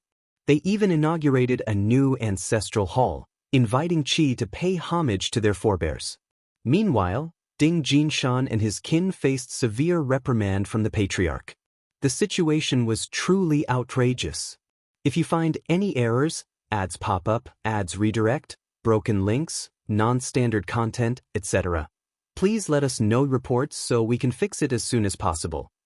Chapter 2070. Once stimulated, it comes again in the past. Ding Jinshan's demeanor at home contrasted sharply with Qi's. While Qi demonstrated diligence and determination, Ding Jinshan often appeared lackadaisical and unmotivated. Such a stark contrast led some to speculate that Ding Jinshan might not have acquired the money and skins Qi had bestowed upon the Ding family. In contrast, the Shao family flourished. With a primus, an advanced scholar, and a general among their ranks, alongside 3 or 4 promising students in the local school, their prestige soared. With Shao Yunduan and other officials in the court, coupled with the village's support, aspiring scholars need not fret over travel expenses for imperial examinations. The village stood ready to aid them, free from the constraints of nepotism or bullying. As long as they proved capable, Shao Yunduan and his allies were prepared to lend a hand. The influence of the Shao clan extended wide, benefiting all its members. However, jealousy still simmered within the second and third branches of the Shao family. Shao Xianwen of the second family section seemed to constantly draw the short straw. Whenever Ms. Niu felt agitated, she'd fly into a frenzy, coercing Shao Xianwen into studying.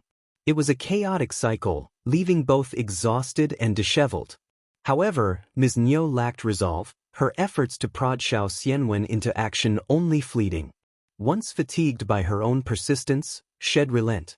Yet, inevitably, when provoked again, the cycle would repeat. Meanwhile, Ms. Ma and third uncle sought solace in boasting about Shao Lilang's status as an official in the capital, emphasizing the superiority of urban prospects over rural ones.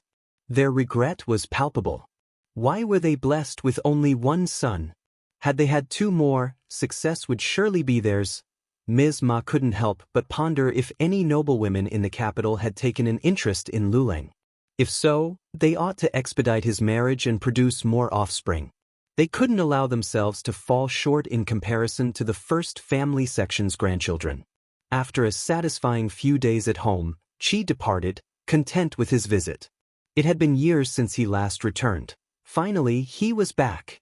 In the future, if he appealed to General Feng and others, perhaps he could return within a year or 2. Contemplating possibilities, Qi entertained the idea of relocating his family to the northwest. If his parents could settle in An's province, why not the northwest? It had been far too long since their family gathered in its entirety. However, by the end of June, disaster struck. A sudden flood plunged the already turbulent Great Qin into chaos. Relentless rains caused the Yellow River to surge, breaching several dams along its course, submerging countless towns and villages. In an instant, homes were swept away, families torn asunder. Local officials swiftly notified the capital, urging the imperial court to dispatch aid in the form of funds, food, medicine, and clothing to aid the affected populace. The 4th prince, embroiled in conflict with the 3rd prince outside Jinan City, seethed with fury. He flung the memorials from the disaster-stricken regions onto the imperial table, spewing curses. These wretches denied my rightful status as the true Dragon Emperor, yet now they come crawling for aid as if I were their sovereign? Shameless. Utterly shameless. Within the court, ministers engaged in heated debate over disaster relief efforts. Some vehemently advocated for relief, arguing that the emperor's handling of the crisis would rally public support. With the people behind him, the emperor would emerge unassailable, leaving the 2nd and 3rd princes no room to contest his authority. After all, the emperor was the true Dragon Emperor, chosen by the will of the people. If you find any errors, ads pop up, ads redirect, broken links, non-standard content, etc., please let us know reports so we can fix it as soon as possible.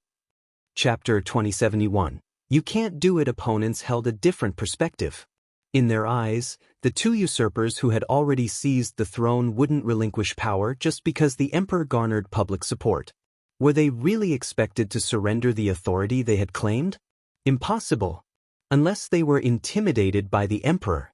If the emperor dispatched disaster relief, they might see it as a ploy, perhaps even orchestrating it themselves. Disaster relief wasn't a trivial matter. It required substantial funds and resources. With the treasury depleted, where would the emperor procure the necessary aid? Once the treasury was emptied, the two usurpers might exploit the opportunity to mobilize troops. What recourse did the emperor have? Thus, he couldn't authorize disaster relief. Of course, outright refusal wasn't an option either. In that case, the emperor might opt to prolong the deliberation until the bitter end. Furthermore, the emperor issued a decree to the two insurgents, commanding them to organize disaster relief efforts, and to the magistrates in Jiangnan, instructing them to allocate funds and provisions for the relief efforts. Whether they complied or not was their concern. In essence, the emperor needed to assert his stance. Moreover, no one could fault such a stance. If the two usurpers defied the decree, they would appear callous and risk alienating the people. Ultimately, the fourth prince acquiesced to this suggestion, affirming his commitment to providing disaster relief. Efforts were already underway to amass funds, food, and supplies for transport to the disaster-stricken regions. Simultaneously, the second and third princes, along with the prefects of Hangzhou, Yangzhou, Suzhou, and Jiangning, received orders to promptly unlock their warehouses and assemble provisions, food, medicine, clothing, and more, for dispatch to the disaster areas. The second and third princes erupted into laughter upon receiving the so-called imperial edict. They couldn't possibly comply. They even resorted to physical violence against the eunuch-bearer of the decree, promptly ejecting him. Publicly, they ceremoniously incinerated the supposed edict. Simultaneously, they reassured the populace of their unwavering commitment to disaster relief. After all, as the ruling sovereigns, how could they disregard the plight of their own subjects? They asserted that supplies were already in readiness and would unquestionably be dispatched. As for the impostor emperor in the capital, he was merely a regicide, having slain the rightful monarch. Who did he think he was, issuing orders? They dared him to prove his purported preparations by delivering aid, rather than spewing empty rhetoric. To underscore their sincerity in aiding the afflicted, the second prince promptly mobilized a substantial shipment of supplies. 30 laden carriages paraded through the streets, bound for the disaster-stricken regions. What did it matter how many supplies filled those carriages bound for the disaster area? Who would dare inquire? Who would risk divulging what they knew? Observing the second prince's gesture, the third prince swiftly followed suit, dispatching a consignment of relief supplies to the stricken region. Both princes scorned and derided the fourth prince in unison. Meanwhile, upon receiving the imperial decree, the prefectural magistrate of Hangzhou grumbled incessantly. He made no effort to prepare supplies, citing insurmountable obstacles. Truly, he claimed he was powerless to assist, yet, daring to accept the decree proved perilous. First, the third prince, then the second, clandestinely dispatched envoys to intimidate him. Anyone brazen enough to heed the decree would learn a harsh lesson. Jiangnan lay a considerable distance from the capital. While the fourth prince issued decrees with apparent candor, should a crisis unfold, his ability to intervene would be limited. The state of Great Qin teetered precariously balanced amidst an enigmatic landscape of power dynamics. If you find any errors, ads pop up, ads redirect, broken links, non-standard content, etc., please let us know reports so we can fix it as soon as possible. Chapter 2072. Chaos in the world and territories beyond the dominion of the three princes, officials continued their duties obediently, avoiding any hasty actions. So long as they refrained from impulsive moves, they reasoned, they'd remain unscathed. Publicly aligning oneself with a particular faction meant relying on one's master for protection. Should their patrons fail to safeguard them, they'd face dire consequences. In such a precarious climate, it was prudent to abstain from taking sides. Self-preservation took precedence. Surrendering allegiance could always be considered once the dust settled among the three princes. After all, the masses were typically spared legal retribution.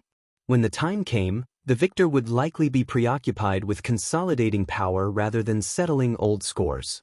In the intermediate palace, the fourth prince vented his frustration with countless curses and damaged decorations, ultimately relenting to dispatch some supplies to the disaster area. In Jiangnan, stagnation prevailed.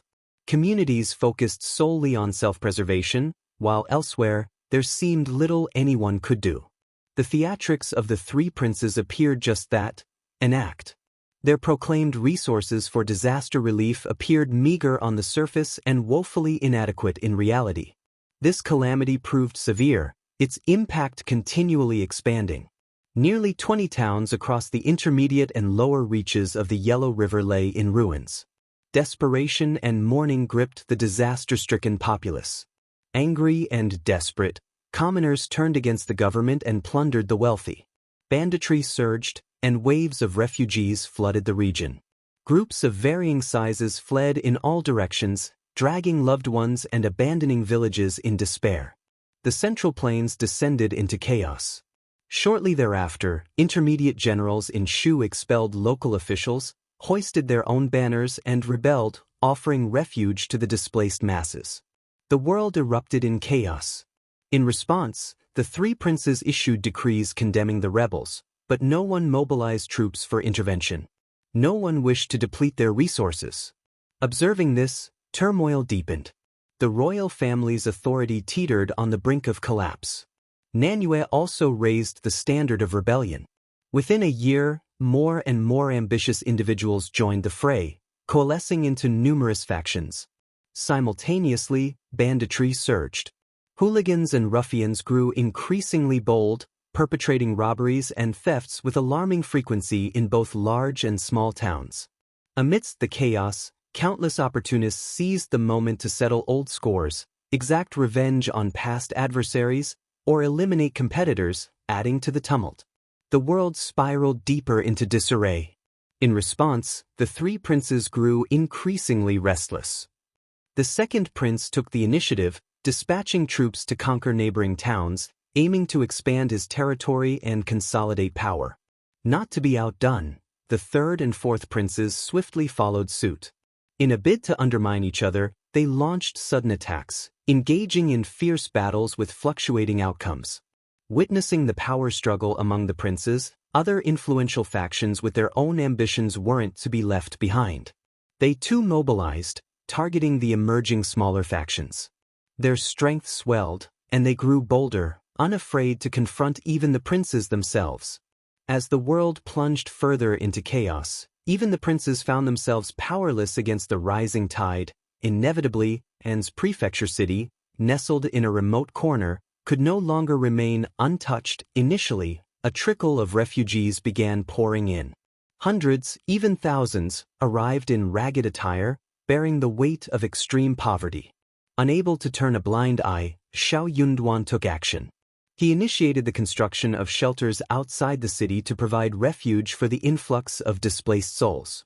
If you find any errors, ads pop up, ads redirect, broken links, non-standard content, etc., please let us know reports so we can fix it as soon as possible. Chapter 2073, discussing settlement of the refugees. However, as the number of people swelled to 600 to 700, with uncertainty looming over the possibility of even more arrivals, passivity was no longer an option. Shao Yunduan convened Jia Heming, Zheng Sang, along with a handful of scribes, Sun Bai, Sun Qian, and Xiao Xian. His wife, well versed in such affairs, played a crucial role. In the past, such actions might have been deemed inappropriate. Yet, in the midst of this chaotic era, what defined appropriateness? It boiled down to the willingness of all involved. During the deliberations, the appearance of Madame Shao surprised no one. Shao Yunduan recounted the situation, prompting nods from everyone as discussions ensued. Indeed, my lord. Establishing a protocol is imperative, one voiced. Absolutely. In our current reality, Sai, despite An's prefecture city's remoteness, the influx of refugees is staggering. Without proper settlement, the ramifications could be dire. Fortunately, we have you, my lord. Your leadership brings reassurance to all. Indeed, indeed. Let us heed Lord's guidance. Absolutely, absolutely, Shao Yunduan, with a genial smile, interjected, I invite you all to contribute your ideas collectively. Share your thoughts and suggestions on how best to settle the refugees without disrupting the harmony of An's province. Your input is invaluable, so please, speak freely. Having collaborated with Lord Shao for numerous years, everyone understood his approach. Lord Shao was always receptive to input. By convening this discussion, he signaled his openness to ideas. The more innovative the contributions, the more esteemed they would be in Lord Shao's eyes. Take Jia Heming, for instance. Initially reserved, he now confidently showcased his intellect in Lord Shao's presence, earning Lord Shao's admiration. Observing him now, standing resolute before the deputy prefect, Jia Heming exuded a sense of accomplishment. Following deliberation, they resolved to settle the refugees and engage them in labor in exchange for support for their families. While this served as a broad framework, the intricacies demanded thorough comprehension. Clear understanding was paramount to preempting oversights and averting potential complications in implementation. Jia Heming, adept in such matters, assumed leadership, supported by Songshi and Lu Fu, under Qiao Xian's employ, who offered their experienced assistance. Crucially, the government warehouse boasted ample reserves of both funds and provisions. Furthermore, they could rely on the unwavering support of Madame Shao. Despite these assurances, Jia Heming proceeded cautiously, mindful of the uncertain influx of future refugees. Over the past few days, the numbers had seen a modest increase. Jia Heming delegated a clerk to meticulously register each refugee, cataloging their origins and familial ties. Not a single individual, including the elderly and children, would be overlooked. Subsequently, parcels of land, suitable for temporary settlement and short-term labor, would be allocated to groups of approximately 1,000 individuals. He aimed to identify 3 to 5 suitable locations for such settlements. Taking charge, Qiao Xian embarked on the task alongside Yi, Mian, and Songshi. Though Shao Yunduan harbored reservations, Qiao Xian remained resolute.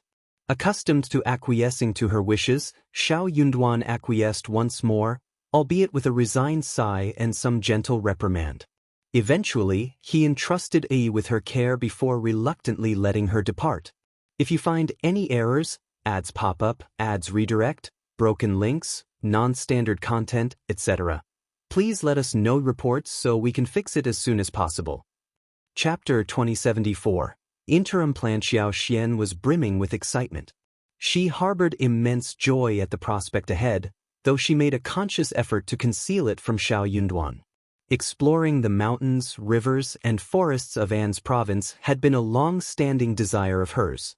Finally, an opportunity had presented itself. Considering the logistical challenges of accommodating thousands of people, the settlement's location couldn't stray too far from town. Practicality demanded accessibility for efficient management and the convenience of its inhabitants. Selecting a site necessitated a balance, proximity to town for ease of access yet distant enough to ensure manageable logistics and resource availability, particularly water.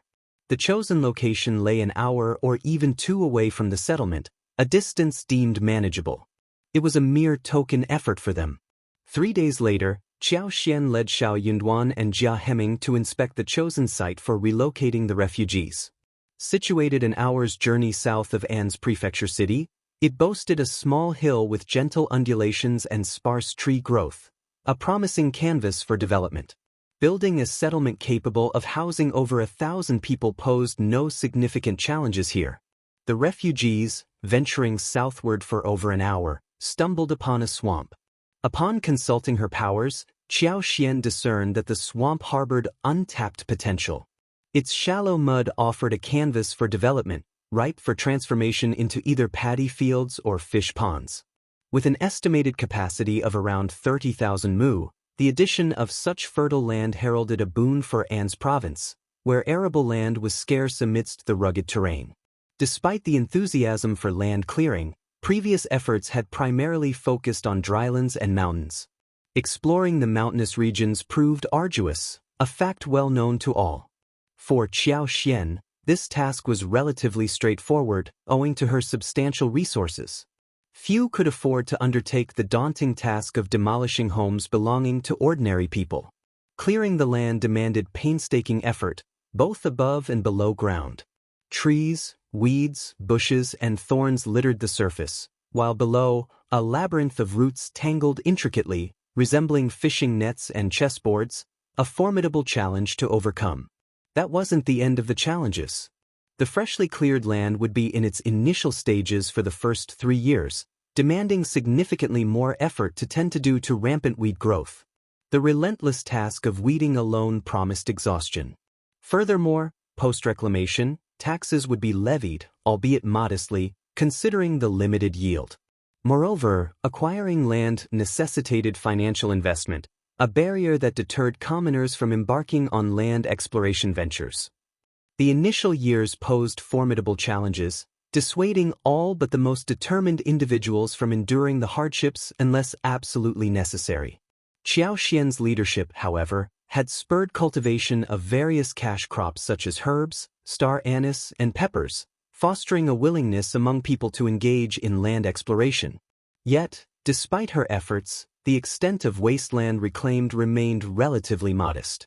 Observing the swamp, Jia Heming hesitated, voicing his concern. "Madam, are you certain this swamp can truly be cultivated into fertile land? Honestly, there are numerous swamps in Anan's province. Attempts to convert them into arable land have often failed. This swamp may prove challenging to transform." Qiao Xian smiled reassuringly. "You needn't fret, Deputy Prefect Jia. Not all swamps are alike. Some are indeed unsuitable for cultivation, but others, like the one before us, pose no such challenge." In truth, it was merely a matter of perspective. With modern resources, any swamp, no matter how formidable, could be transformed into fertile land. How could it present a difficulty? If you find any errors, ads pop up, ads redirect, broken links, non-standard content, etc., please let us know reports so we can fix it as soon as possible. Chapter 2075. Rest assured in An's province, many swamps were deemed unsuitable for development under current conditions. However, Qiao Xian remained confident in her selection, knowing she hadn't intended to claim all the swamps anyway. Despite Qiao Xian's reassurances, Jia Heming maintained his skepticism, albeit with a forced smile. "Madam, your judgment is undoubtedly sound. It was Shao Yunduan who made the final call. Let's proceed as planned. Assign them tasks here and pay them according to market rates. With work to occupy them, they're less likely to cause trouble." Thus, the exploration served as a pretext. Even if it didn't yield the desired results, it wouldn't matter much. Qiao Xian shot Shao Yunduan a glance, sensing his lingering doubt. That conversation could wait until they were home. After some consideration, Jia Heming concurred. Crucially, they couldn't afford to let the refugees idle. Unsupervised free time often led to trouble, opportunities for theft, mischief, and other vices. With a respectful bow, Jia Heming pledged his compliance. "Understood. I'll attend to it promptly." He then instructed Jia Heming to escort Qiao Xian home. "There are fewer than 1,000 refugees at present, and it may be some time before we reach the next 1,000. Please, take some rest for a few days." His wife's enthusiasm seemed unyielding. Despite her lack of fatigue, Qiao Xian decided not to contest the matter. It was an opportunity to spend time with her son, after all. With refugee registrations now complete, the count stood at 921 individuals, all fleeing from flood-ravaged areas. Jia Heming organized them by geographical origin and, with the assistance of 4 clerks, led them to the settlement. Their immediate task, constructing shelter, using whatever materials were available, be it tiles, bark, or thatch. Given the season, there was no urgency, and temporary arrangements sufficed for the time being. Uncertainty loomed regarding how long these refugees would remain in An's province. If they departed come spring, the houses would seem wasted, an unacceptable notion for Jia Heming, ever mindful of frugality. Thus, the priority lay in providing temporary shelter from the elements. If some chose to stay longer, decisions could be revisited then. Apprehensive that they might be turned away, The refugees breathed a collective sigh of relief when Jia Heming reassured them of the government's provisions. Grateful, they cheered and expressed their thanks to Lord Shao for extending his hospitality. The prospect of work brought a sense of ease rather than resentment among the refugees. They understood that nothing came for free in this world. While the government could provide temporary shelter and sustenance for a few days, perhaps even a month, what then? Were they to expect perpetual charity from foreign governments? It was only logical to assume they'd be swiftly expelled. With employment now secured, they could at least count on staying until winter, possibly even until spring. Next year promised a fresh start, a chance for everything to fall into place. To maintain order, the government dispatched 50 bailiffs. Under Jia Heming's direction, the clerks organized the refugees into groups and began the task of building houses. If you find any errors, ads pop up, ads redirect, broken links, non-standard content, etc., please let us know reports so we can fix it as soon as possible. Chapter 2076, Great Harvest. Building the houses required adherence to a structured plan. First, they meticulously leveled the foundation, then proceeded to construct the houses in neat rows. Sturdy walls, fortified against mud, promised survival through the winter. The roofs, layered with bark and thatch, ensured warmth and protection against the elements. Upon completion, each family received 3 taels of silver as a settlement fee. Additionally, they were permitted to venture into the mountains and fell 3 trees for basic furniture. Beyond these provisions, their future livelihoods depended on their own efforts. Diligent workers had little cause for concern. Their earnings could sustain them. However, those prone to idleness and delusion would find no solace in government assistance. Regardless, settling in An's province offered more stability than aimless wandering. Motivated by a collective desire for order, the refugees worked with remarkable efficiency. In just 5 days, all the houses stood complete. After a 2-day reprieve, preparations began for their assigned tasks. Each person's daily work record was meticulously supervised, with a clerk and a few bailiffs assigned for oversight. Jia Heming instructed the clerks to discreetly identify capable and charismatic individuals among the refugees who could eventually assume managerial roles overseeing these records. Government patrols would periodically ensure compliance. Soon thereafter, Qiao identified 2 additional potential settlement sites, one in Suizhou town and the other in Taiping town, both conveniently located near An city. Given the moderate population of An's prefecture city and its surrounding towns, proximity to daily necessities was assured. The exploration sites lay within an hour or 2 of travel from their current location, all on drylands. With August drawing to a close, planting season was not ideal. Plans for utilizing these newly opened fields would be made in the coming spring. Despite expectations that the flood aftermath would gradually ease and refugees would resume normalcy, the influx persisted, indicative of a world growing increasingly tumultuous. Shao Yunduan, Jia Heming, and their associates had anticipated a gradual recovery, yet the reality proved different, with numerous refugees continuing to pour into An's province. By mid-October, more than 1,000 people had arrived. The 3rd settlement was also activated. At the end of October, the news of Shuzhong rebellion spread throughout the world, and the world was in an uproar. At the end of November, Nanyue also rebelled. As various factions eyed territory covetously, and the 3 princes maneuvered to expand their influence, chaos reigned across the land. Yet amidst the turmoil, a blessing from the heavens shone upon them. Despite the pervasive sense of panic, An's province had enjoyed a bountiful harvest this year. Rice production surged by at least 30%, with some fields meticulously tended to yielding an astonishing increase of nearly half. Such abundance meant that even in the event of a poor harvest next year, prosperity would endure. Nearly every household boasted a flourishing crop of potatoes, with yields ranging from 1,230 to 1,560 caddies per mu, an unprecedented bounty. Some families, buoyed by their large harvests, even ventured into selling a portion of their surplus potatoes. Meanwhile, the medicinal herbs, peppers, and star anise planted years prior were now ready for harvest. Amidst this abundance, laughter echoed among the commoners, a testament to their newfound prosperity. If you find any errors, ads pop up, ads redirect, broken links, non-standard content, etc., please let us know reports so we can fix it as soon as possible. Chapter 2077, Good Life in the Country. No matter what tumultuous events unfolded elsewhere, tranquility reigned supreme in An's province. The common folk showered Lord Shao with gratitude, attributing their peace and prosperity solely to him. Ever since Lord Shao's arrival, An's province underwent a profound transformation. His absence would have rendered the province non-existent today, such was his indelible impact. Lord Shao's influence permeated every facet of life. Amidst the turmoil plaguing the world, An's province clung to Lord Shao as its anchor. Even the esteemed families echoed the sentiments of the commoners. Under Lord Shao's stewardship, prosperity flourished. Yet, beneath their jubilant facade lingered apprehension. What if the court, in its whimsy, decided to relocate Lord Shao? In these tumultuous times, a dependable magistrate was akin to ancestral protection.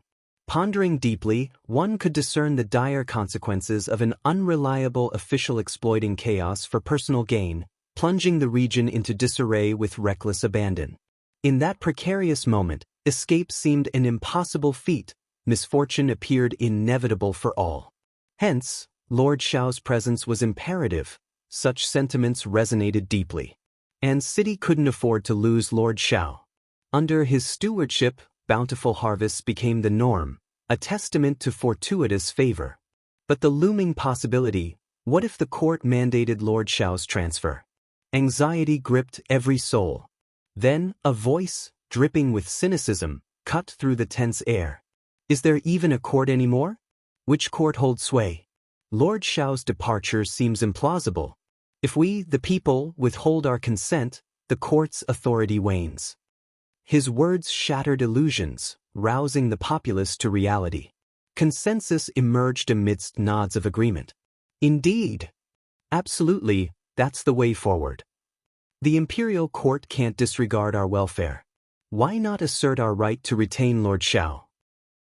Should officials dare set foot here, well, simply drive them off. Exactly. However, while voiced intentions to expel them were plenty, true conviction may have faltered. It wasn't prudent to merely chase officials away. Preemptive measures seemed wiser. Eliminating potential threats before they breached An's province proved safer. There was no need for bloodshed. Rendering officials incapable of assuming control posed little challenge. With this strategy in mind, An's province's families found solace. The winter this year proved exceptionally harsh. November ushered in biting winds and chilling airs, leaving folks shivering.